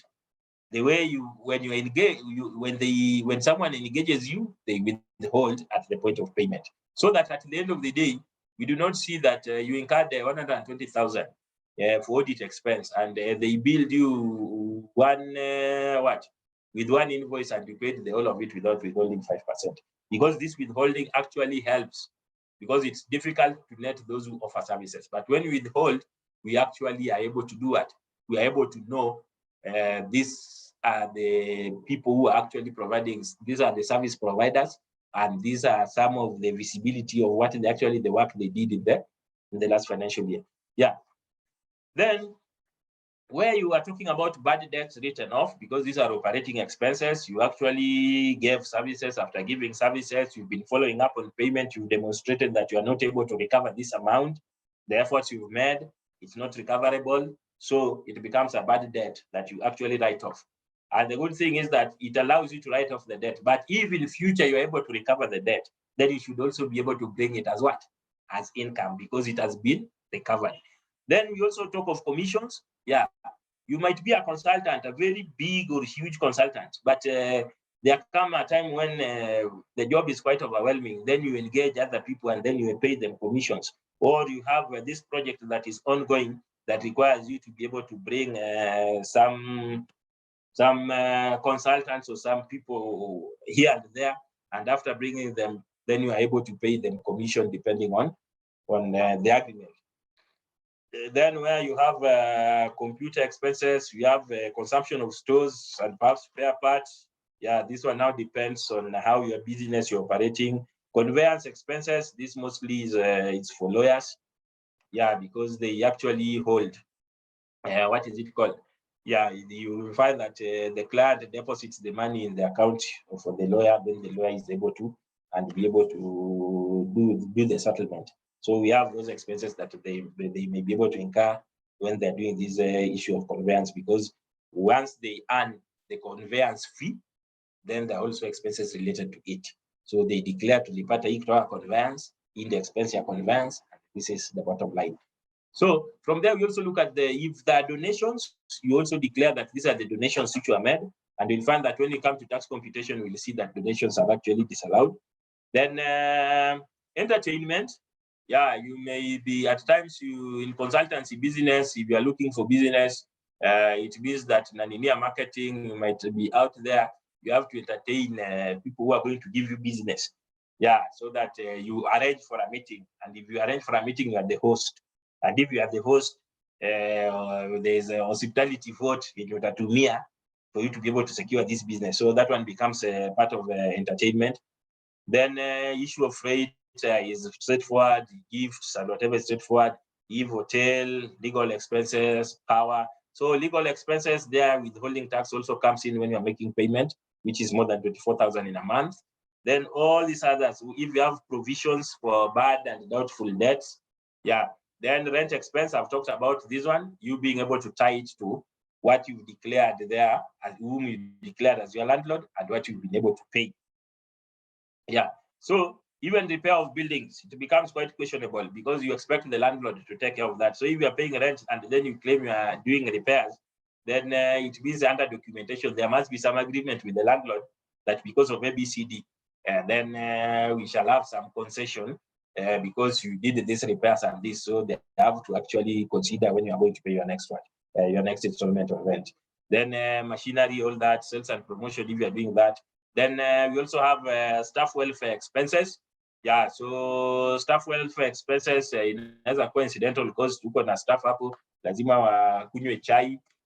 So staff pengine wamekuwa mgonjwa na mambo kama hayo, medical. Yeah, all those are welfare expenses which are going to be allowed. Then perhaps you started a business and you had those costs you actually incurred as you are setting up the business. So here it also allows you to be able to claim them. Stationary, that is straightforward. Subsistence allowance, yeah, most probably you're working out of the station, or you have your staff whom you've sent out of station to do some work. Yeah, and you have a policy that if someone, then this is what they'll be paid for that. So you have such a documentation, records, telephone expenses. If there are some trainings, all workshop, all that, you're able to actually capture them there.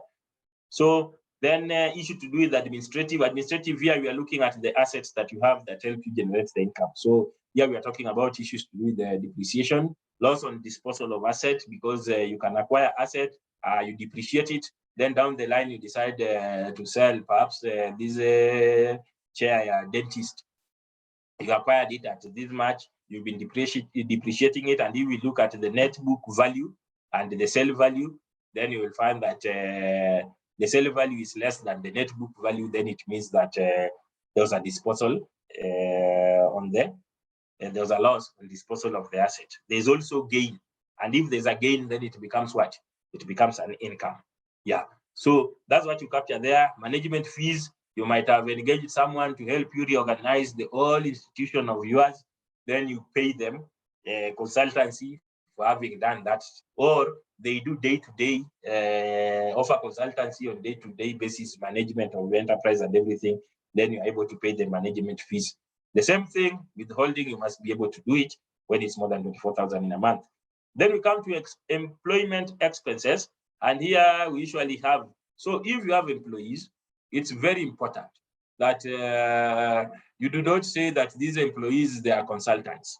Yeah, if you have someone as an employee, then you've entered into agreement that they'll be reporting at 8, leaving at 5. Yeah, so there's that employment contract. And that employment contract will determine whether someone is an employee or a consultant. And if you are able to control someone every day, yeah, they come and utilize everything you have in your establishment from A to Z, then they cannot be a consultant. They are employees. So we must differentiate between employee and a consultant. Let's not take an employee and hide employee behind consultant. So if someone is an employee, treat them like an employee, and if they're earning more than 24,000 in a month, ensure you register for pay as you earn. It is good for you, it is good for the individual. Then, where you've paid your employees bonus, or the business has declared bonuses and it has also paid your directors a bonus, it becomes an expense, because on the other side, we expect pay to be recovered.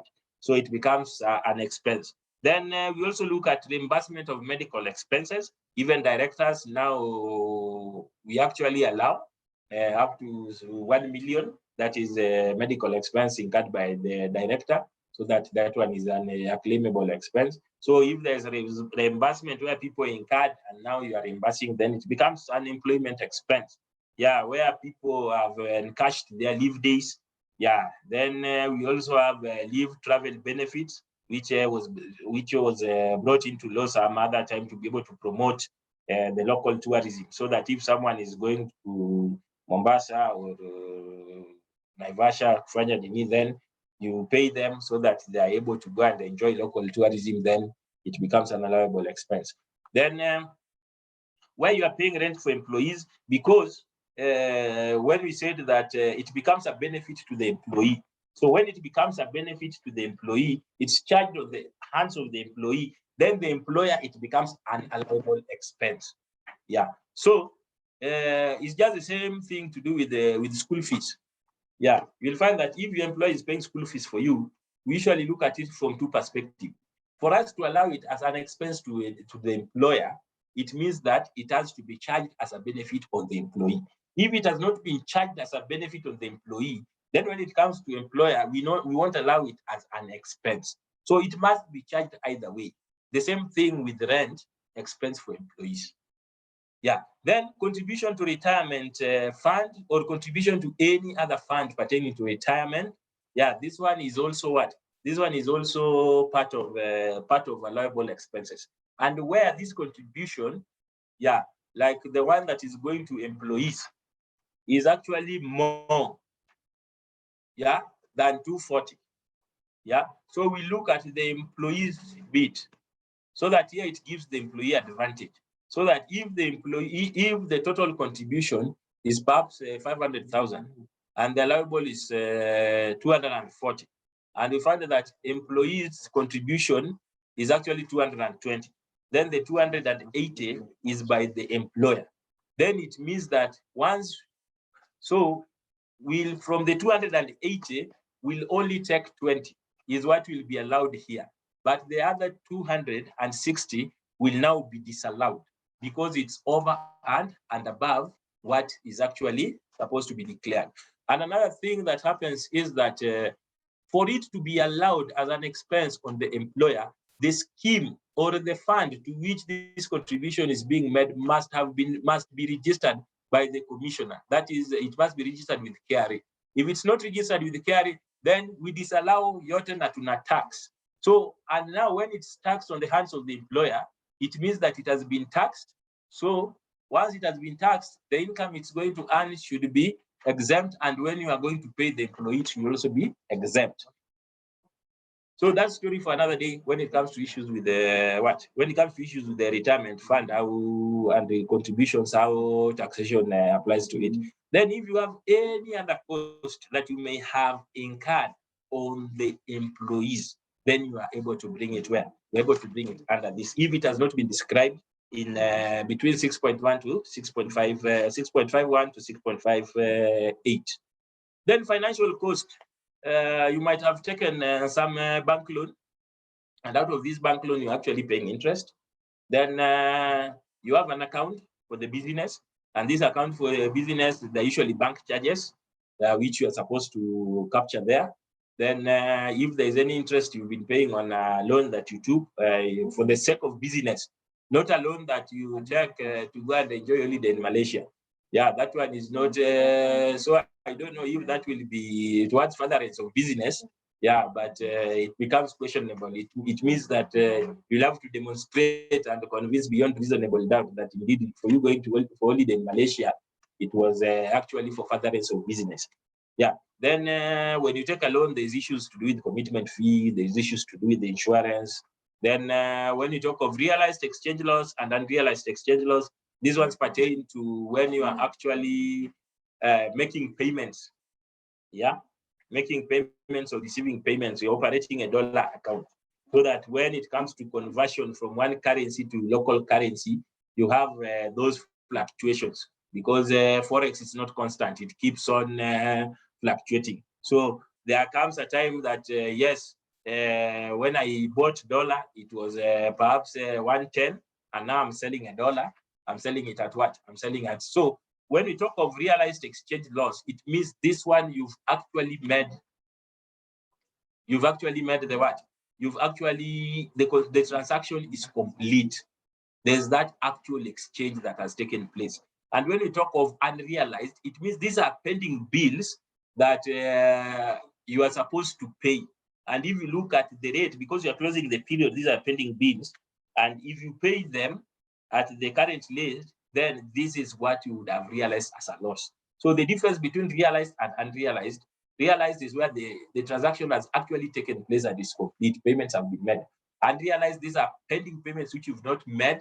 And in the books, if you are to make them now, then this is the loss that you would have incurred, but the payment has not been made yet. That's the difference between realized and unrealized. Then we move to the next other expenses. This one I've said you'll be able to find it down here, and other income, you're able to find it down there. So once you've been able to, so where you deem that you have an income that you cannot be able to classify up here on other income, then just come and do a narration on the name of income and the amount that you've been able to realize. Then the same thing with expense. If you have expense that you are not able to which does not fit any description up there, then you can be able to bring it down here, give it the name, and be able to key in the amount. So that's how we look at the profit and loss. So all this information you have, and you're just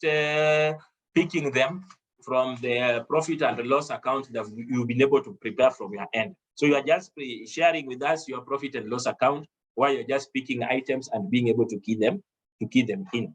Then from there, we move to the next one, which is a balance sheet.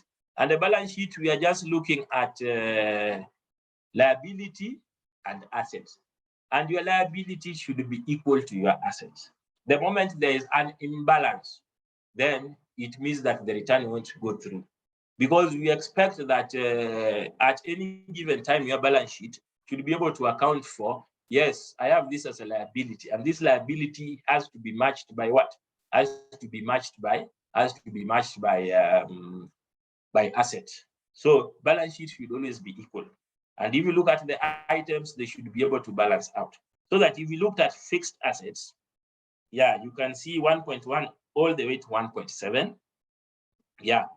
So we have land and buildings, plant machinery, motor vehicles. And here, when it comes to motor vehicles, here there must be a difference. Perhaps you are operating as what? You're operating as a partnership. Yeah. Or so we have to look at this vehicle. Is it registered under partnership, or is it registered under you as an individual? So there are those things we have to look. So that if I give you an example of a company, I cannot have a vehicle that has been registered under a director's name.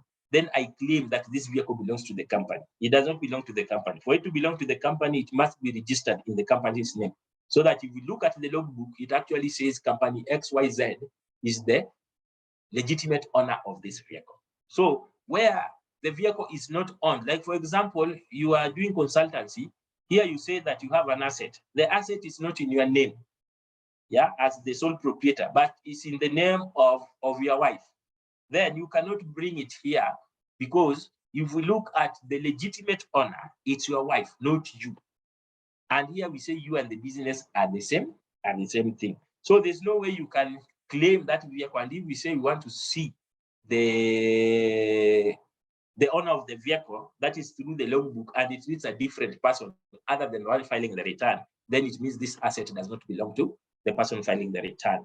Then we have furniture and fixtures, and this is what you've acquired. You're operating an office, definitely I expect you to have this furniture and fixtures. Then other assets which may not be able to fit in what you have here, intangible assets. Then you have accumulated depreciation. So you'll find that the depreciation and amortization, yeah, these are things which will help you now to be able to balance your balance sheet, because the asset and liability must be able to balance. So in one, you declare the assets that are there. You have the value of the asset as at acquisition. Then from acquisition, you are able to depreciate it according to the rates that are actually allowed. Yeah, from buildings, from plant and machinery, motor vehicle, computer, and everything. So the rate moves from what, if I may confirm? Yeah, we have 2510, yeah, and 12.5. So it will cut across those for you to be able to depreciate it. Then the next thing we look at investments. Yeah, so the company may have invested in shares. The company may have invested in some fixed deposit, government security. So yeah, all these are assets. Then we also talk of current assets. That is in terms of loans and advances. So like this one now, we do stores, packaging materials. That one in inventories. That one I don't deem if you are there unless you are selling dawas, is when you may be able to fit there so that you have your inventory on stores and consumables and everything. Then we have account receivables. Yeah, that is as when you are closing the year and you've been able to prepare, you have people who still owe you, who've not been able to pay, but you've been able to bill them and you've been able to deliver. So they are the ones which you treat as account receivable or debtors. So it forms part of your asset book because you've already delivered the service. So what you're expecting is payment. And this payment, perhaps you have a 60 or 30-day credit period. So you deliver the service 25th of December. This guy, you expect payment to come around 25th of January. So you've closed your books as at December.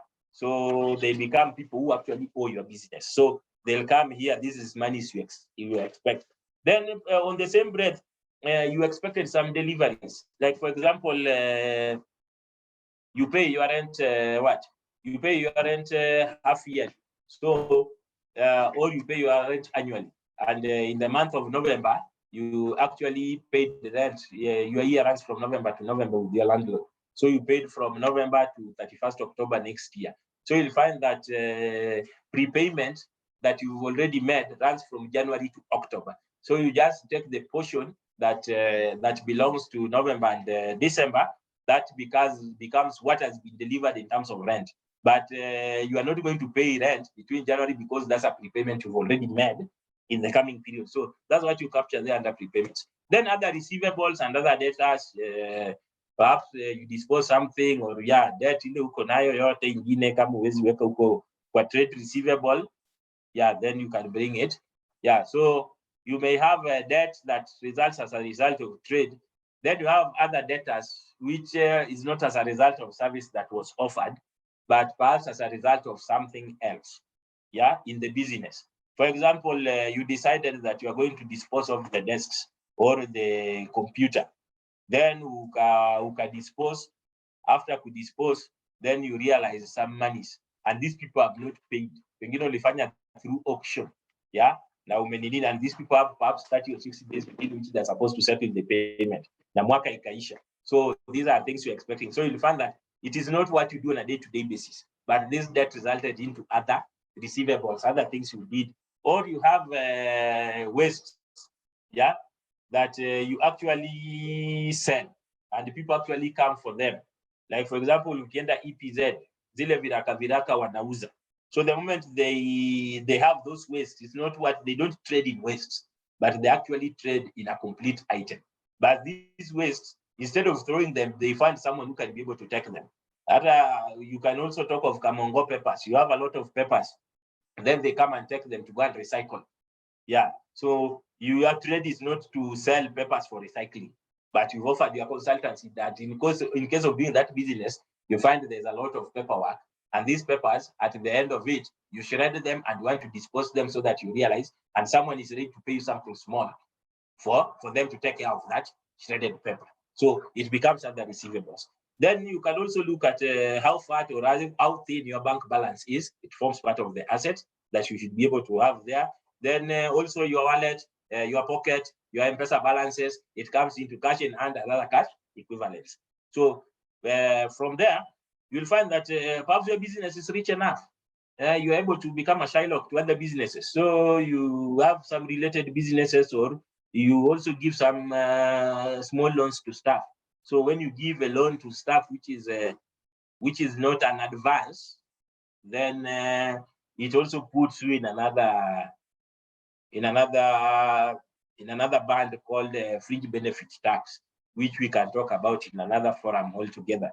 Yeah, but that's even loan and advances to others, where you have deposits that you've been able to make into bank, then other than the fixed deposit, because fixed deposit, we saw it up there.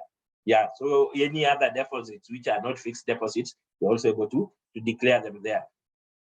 Then when you have deferred tax assets, when you talk of deferred tax assets, this one we are looking at, if you have credit with KRA, which means you overpaid and KRA owes you, that's a deferred tax asset that you intend, umechukua credit note, you intend to use it in the future. Yeah, so it's an asset, ni pesa ambayo mtu anakupa. Yeah, the same thing, yes, hauna hiyo nini lakini apply for refund. Yeah, it's an asset. It's money you expect to come in that is owed by third party as a result of overpaid taxes. Yeah. So with that, would have looked at the issue to do with what we are looking at assets. So that one we've actually been able to see at what we've been able to talk about liabilities. Yeah. So that is what? That is current assets. So after current assets, here number 4, we are looking at current liabilities and provisions. Yeah. So in your assets, you will find that for you to be able to get to the net position of your assets, like for example, we look at current liabilities vis-a-vis current assets. When you talk of debtors and creditors, debtors are people who owe you monies that you expect.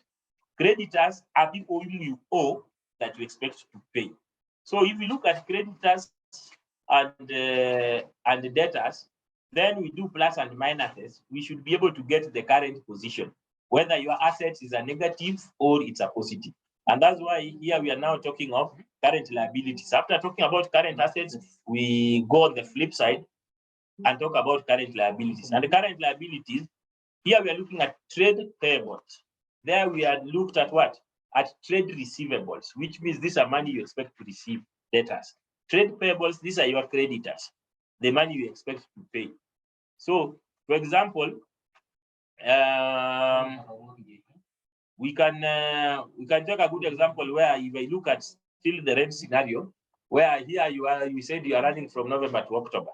So we are looking at a situation where by yes, as much as run from November to December, but you are expected to pay, you are given credit period of 90 days. So if it is due on 1st of November and we add 90 days, it takes you to around 30th of January. So by close of the year, 31st of December, you've not been able to make payment, but you anticipate that I'll take advantage of the credit period and make payment on the last day, which I'll make payment either on 29th or 30th of January. So because you've not been able to cater for these 2 months towards the end of the year, then now this is credit. It becomes your creditor. So that in case the contract lapses by 31st of December, then you are expected to pay for these 2 months. So it becomes a trade payable that I need to pay this for these 2 months I owe, because I've already consumed, I've already occupied the building up to 31st of December, and I've not paid rent for November and December. So and this is what I need to have paid for me to be able to. So it becomes a what? It becomes trade payable, or now the landlord becomes a creditor to your business. Then we have liabilities for leased assets. Yeah, for example, you decided that the desks that natumia kwa ofisi, mimi I lease them, and my lease I pay every end of every quarter. Yeah, so it depends on the contract. So that by the moment you are closing the year, there is that portion of leasing that you had not paid, but you've consumed. Yeah, so it becomes due in that you actually owe them. The same way you are owed in current assets, now when it comes to current liabilities, is the same way you are owing. So they're just the opposite. So that if you have accrued interest in bank that is due and you've not paid, it comes here. If you have a bank overdraft facility, it comes here. And any other current liabilities that you need to pay that have not yet been settled as at close of the year. Then next we also talk of what is there we said you are owed. Here we are looking at provision for income tax. Yeah. Then you also have provision for bad debts and other provisions you may have. In that, yes, this is what I have in my books. So for me to be able to balance, if out of my assets, if this is the provision, if this was my level of profitability, then this is what I need to pay for income tax. Yeah. Yeah. So all these provisions now will help you to be able to do it, because we are saying the balance sheet, your assets must always be equal to your liability. So we've talked of assets. So after 4.3, this grade area should actually give you the total of assets. So for you to realize these assets, they must be financed. So the first thing is that there's a proprietor's capital. Yeah, we are looking at total proprietor's capital and reserves. So capital is what you actually put to get the business started. Yeah, so that becomes your proprietor's capital. Then along the way, if you realize profitability, instead of taking all the profit out of business, you say, this one I'm going to retain in the business as a reserve. Yeah, so that if I retain it as a reserve, then it should be able to boost my capital at the end of the what? At the end of the day. So that there is what we call that at times we have people who have some assets, and these assets like biological assets, which may need revaluation from time to time. So that once this reevaluation has been done, then you find that the value of asset has actually gone up. So if the evaluation has been done and it has gone up, and you look at what you had, then you say that this becomes, and this was the value of the asset, then this becomes the difference between the actual and revaluated value is what becomes now what? A revaluation reserve. So it becomes a reserve, in that if I were to dispose this asset now, then I would realize this, yet the value of asset is this. So once it was revalued, we actually found that the value of asset is actually more than what we actually have in our books or what is in the market. Yeah, then we have translation reserve, we have general reserve and any other reserve. Then profit or loss for the year, you bring it here, so that once you bring it here, then from there it will go to the general reserve, so that this one is for the period. But when you are filing next year, you would have moved this profit for the year to general reserve. So what happens with these reserves is that if there's so much, if the year was good and you made so much profitability, and you say that this is what we are going to pay out as bonus, perhaps 50% we are going to pay out as bonus and 50% will take to reserves. So that once you take it to reserves, then it means that if the subsequent years there's a turbulence in business, then you may decide that we must continue paying bonuses, but our reserves will have to go down, so that whatever bonuses we are paying out of the reserves. So that's what happens, that these reserves actually help boost the what?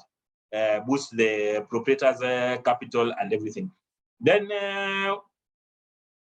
business are actually financed. So we look at, we have liabilities, that is in terms of long term. So that if you have assets, these assets you may have acquired them through unsecured loan, secured loan, yeah, all that. So it means that this is the way you financed your assets. So the way you financed your assets becomes a what? Becomes a liability to the business. Yeah. So if we look at it, then here we are also talking about what? We are talking about the loans. Yeah, long-term loans where we have secured from financial institution, from any other source.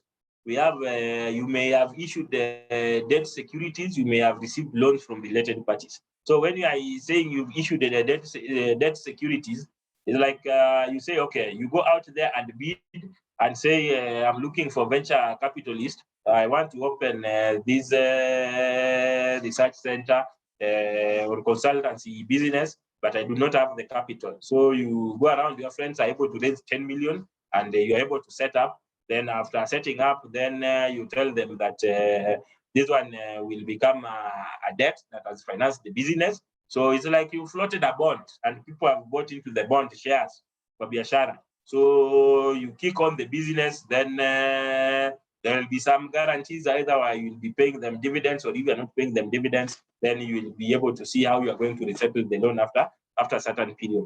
Then the same thing from unsecured liabilities. Yeah, here you have payables. The difference here is that you have people who've loaned your business actually for over 1 year. Yeah, like someone has said, I'm going to give you gloves. Yeah, because right now your business is not able to pay, but I'm going to supply you gloves for 14 months. Then after 14 months is when I should start expecting what? So somehow this guy has financed your business for you to be able to do and operate. Yeah, otherwise without him giving you this deal, you would not be able to do it. You would not be able to operate because your facility won't have the gloves. So then when we talk about deferred tax liability, up there, we talked about you having a credit. Here, you have a debt. As simple as that. Then we have total liabilities. So your total liabilities should be equal to your total what? To your total assets. So that's how we come up with the balance sheet. And I believe that when we are doing our profit and loss, then balance sheet forms part of it. So to the next one here is where someone has stock, where you have stock, then you should be able to actually talk about what you have as opening stock. That is, people who are doing manufacturing, or people who are just moving merchandise from one end to another. Then you are able to say that this is what I have, this is the item, this is the unit of measure, this is what was my opening, these are the purchases, these are the sales I made, and this is what I have as the closing what? As the closing stock. Yeah, so that one will be able to. So that is for people who have stock. Then this one is where you have plant and machinery, mostly for manufacturers, where they're actually claiming investment deductions, which I deem is not relevant for this one. Then here we are talking about wear and tear on the plant and machinery, and deductions of what? On infrastructure. So plant and machinery and infrastructure here is where we are looking at what? We are looking at you being able to put up a building where the machine is. That is investment, like a manufacturer, a manufacturing soap. So I have to make a building to particular specifications to be able to accommodate the machine. Once I have done that is when I can be able to proceed and operate. Yeah, so here you give the written down value. Then we also have additions in the year. Then if there are any disposals, we also give so that you get the new written down value as at the end of the period. Then from there we have capital allowances and capital deductions. This one it should be able to pick from worksheet what? That is, should be able to pick from worksheet E1, so that it's able to populate that part. So that's how we deal with the issues to do with someone who's having income other than employment income. Then once you've been able to populate that, then it takes you back to employment income, where now worksheet for employment income, you deal with it the same way we spoke about it. So here where you have a car benefit, you have to put a PIN. So you cannot say you have a car benefit and this car is actually not tied to the employer. The employer must be the one providing the vehicle and should be the owner of the vehicle. So that we put the car registration number, we have to put the make of the car, Then the body type is a drop down, which you have to choose which type, whether it's a salon, estate, pickup, blah, blah, blah. Then you have to do the CC rating. So the CC rating is important because it will determine the actual value of the benefit. Then the type of car as well, you also have to put, because there is where the employer hires a car and gives it to you. So, and now the benefit would be considered the cost which the employer actually incurs to be able to have you have this vehicle on a daily basis, if it's hired. If it's owned, then we have to look at the value. Yeah, that is, you have to give a cost of the car, then period of use during the year in a month. You might have used it for only 2 months. So that if it's 2 months, then the system should be able to prorate it accordingly. Yeah, so that it's from there it will be able to compute the value of the benefit. So if it looks at the CC, cost of hiring or leasing, and the cost of owning the car, where it's owned, it looks at the CC vis-a-vis the cost of ownership. Where it's hired, it looks at, compares the CC and the cost of hiring. So that if it's the CC, there are rates, and whichever is higher is what will be considered to be the value of car benefit. So that's what we have for car benefit. Then the next one, I hope we are together. Hello? Margaret, are you there? Yes, yes, I am here, Mr. Yeah, I'm Omondi. audible and people can see my screen. Yes, yes, you're audible. I can see they are showing their thumbs up, but I feel like we could be winding up. We need to be winding up at this point. We are drifting towards the end because we've cleared the cow. This is just the tail. So mortgage, here you have to capture the details of the lender, the name of the lender. You will have mortgage account number, which will be given by the lender. Then the amount borrowed for the mortgage, then the amount outstanding at the end, and then the lender should be able to actually give you a certificate to show that this is the amount of interest that you paid during that particular period. So that amount of interest is what you will put here, and the maximum amount allowed for mortgage interest should be 300,000 per annum. So any amount that is over that, then it will actually be brought back to charge. So that one is straightforward. Insurance, we've talked of issue to do with the insurance relief. Then pay deductible, this one we've been able to look at it. So all these worksheets are now pertaining to employment income, which we had seen before. So here we come and look at a situation where, because you're operating a business, so this one you should actually hear about it keenly. What happens is that we expect you to be able to pay installments. That is because your accounting period for individuals is and partnerships is 31st December. So and the installments are actually paid during the period. So first installment, second, third, and fourth. So the biggest mistake people make is if you fail to pay installments, then the system has been configured and the law says that you have shortfall. Yeah, in that you expected to pay this for first installment, you never paid. Second, you never paid. Then you find that your ledger has interest. Then you're asking, well, how did the interest accrue? Interest may have accrued because of shortfall of installment. So what happens is that first installment, all installments are due on or before 20th. So because your accounting date is December, then your first installment should actually, so if you want to know when your installment is due, the formula is usually 4, 2, 3, 3. So fourth month after my accounting period, then 2 months after the first installment, 3 months after the second, and 3 months after the third. So you can even say 4, 6, 9, 12. So that fourth month, that is April. So on or before 20th of April, pay your first installment. Then second installment is due on or before 20th of June. Third installment on or before 20th of September. Fourth installment on or before 20th of December. Then after all this has been done, because you know your business, then we are giving you another 4 months after December. So the first installment and balance of tax is usually due on the same month.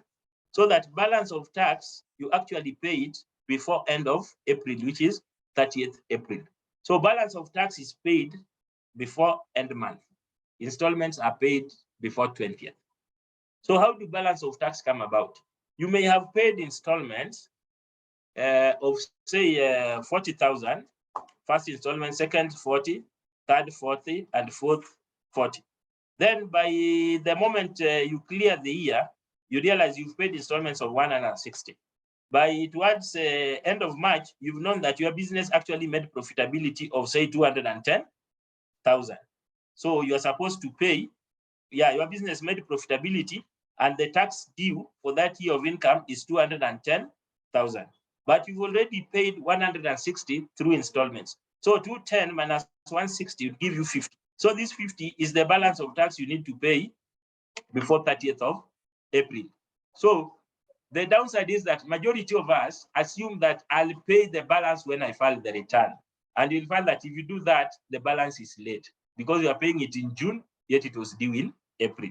So take note of that and be able to ensure that if you're supposed to pay installments, you pay them on the 4th, the 6th, 9th, and 12th. Then the balance, if you've looked at your profitability and tax due, you less the installments paid, it's due on the 4th month, that is the last day of April. So that you do not say that I was penalized, but I paid before 30th June. So balance of tax must come in April, unlike when you're filing your returns. Returns are the ones which come in June, balance of tax comes in April. So if you made any payments, then those payments, we are supposed to capture them there, payment registration number, as well as amount of tax paid. So the date part should be blocked so that it does not disturb you. Then for withholding, because you offered services pertaining to withholding, then we'll see where to capture withholding credits. And if you upload and you have withholding credits that you've not been able to capture, the system will prompt you to be able to capture it. Then advanced tax, here is where we have people with people with commercial vehicles. So if you have commercial vehicles, this one has also been blocked so that you do not start capturing details, but you just capture the amount which has been which has been paid. Yeah, so yeah, this one is also for payments that have been made towards self-assessment, so that you are filing a return. And if at all you made a payment for that period, say balance of tax, then you can also be able to capture it here under Q1 payments. Then this is where we have double taxation agreement. We talked about it. So you're able to, you see, these are the countries we have here. Yeah, so here we have virtually all countries. And because we have virtually all countries, then once you pick the country and you have document reference, date of deduction, then if it was employment income, you have employment income, then amount of tax relief is what has been paid the other end. So once this one has been filled, then it should be able to populate what? It should be able to populate our final tax computation worksheet. So where we have DTAs, it should be able to actually pick it and automatically populate it there. Where we do not have DTA, it means you are not allowed to claim the credits. Then here is where your business had losses. So if you had loss in 2017, kindly key the amount of loss there. 2018, key the amount of loss there. 2019. So once you've done that, yeah, then it should be able to actually, then if you have any adjustments that have been made on the losses, then that's what you key under 11. Then once you key it under 11, then it will be able to compute and say this is the loss, total loss carried forward to the future. So that's what you have pertaining to losses from previous period. Then we come to this worksheet of tax computation. So when it comes to tax computation, you'll find that, for example, you have income, that this is for people who perhaps are exempt. Yeah, you have part of income that is actually exempt. This is where you are able to key in that income that is exempt. So that's why you say that whether you are exempt or not, you have to declare the income. So that if it's exempt by law, then you are able to come that this is part of income that is exempt, which needs not to be included in tax computation when computing a profit and loss. Once you put it there, then it should be able to adjust your profit and loss. Then you will find that you've, under profit and loss, you had an expense for entertainment. So if you overstated your entertainment and you are not able to account for it 100%, then some was disallowed because you could not differentiate between you entertaining family members and perhaps entertainment for business purposes. And that has been established. Then we are able to actually apportion what is supposed to be disallowed for tax computation purposes. So that if you claimed 1 million and what pertained to business was perhaps 720, then we allow 720 and disallow 780. Then also, if you have exempt income, then you have expenses that you incur to be able to generate that exempt income. We won't allow it for tax computation. So the balancing charge, all this you are able to, what is not allowed, so that what is not allowed, we are able to remove it, and what is allowed is we're able to capture under tax computation. Once that is done, then we are able to do what? We are able to know that this is the actual amount that should be brought to tax. Then the last bit, here we've talked about defined pension, we talk about relief. Then if you have allowable tax in case of estate, yeah, settlement and everything, if you have what is allowable, then we'll be able to key it there. Then the installment taxes paid, we should be able to bring the whole amount here. Then withholding tax, because you are a consultant, the people you've engaged have actually withheld. And this one actually helps us determine the amount of income you realize in the period. So once it has been withheld, all those credits of all those certificates, you should be able to key the total here. Then if you have paid advance tax for your commercial vehicles, you key the amount here. Then here, this is if you have any advance payments that you paid earlier, credits for the period, then you are able to capture them there. Then we have situations where you are a landlord and your tenant actually is appointed withholding agent, and they withheld 10% of your rental income. So, and you are not operating on monthly rental. You are actually subjecting your rental to the end year. Then those credits of withheld amount, you actually key them here. So once you brought all these credits, then they should be able to adjust your bottom line, and then you see whether you're in a payable position, whether you are not owing, you are not owed, or whether you are owed. So with that, I bring it to a close and I invite a reaction on the same. Over to you, Margaret. Okay, thank you so much, Mr. Omondi, for that very elaborate training. Sorry, there's someone who is speaking to me on this end. Okay, yeah, that training was very elaborate, and we are grateful. I can see some hand claps, and I want us to wind up at this juncture. For all your questions, we are going to take them up and have FAQs done, so that you can have answers to what we are not going to answer at this point, because time is far much gone. We wish to thank KNH for giving us time and this platform where we can share some tax knowledge. I believe we are going to have many more such informative sessions in future. At this juncture, I just want to wish everyone a nice evening, and thank you for your patience. Thank you for your time. I want to hand over to Mr. Nelson or anyone from the KNH team.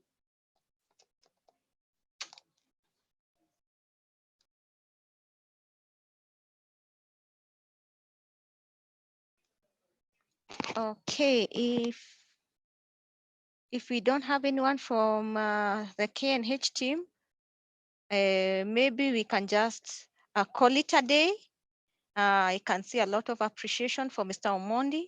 I had shared before the platforms where you can give us your feedback, or you can maybe send more questions or seek assistance. So at this point, I just want to end it, and probably each and every one of us can log out at our own pleasure. Thank you.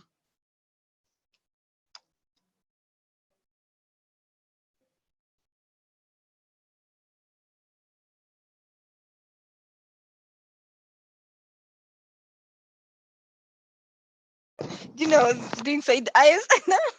I felt like laughing.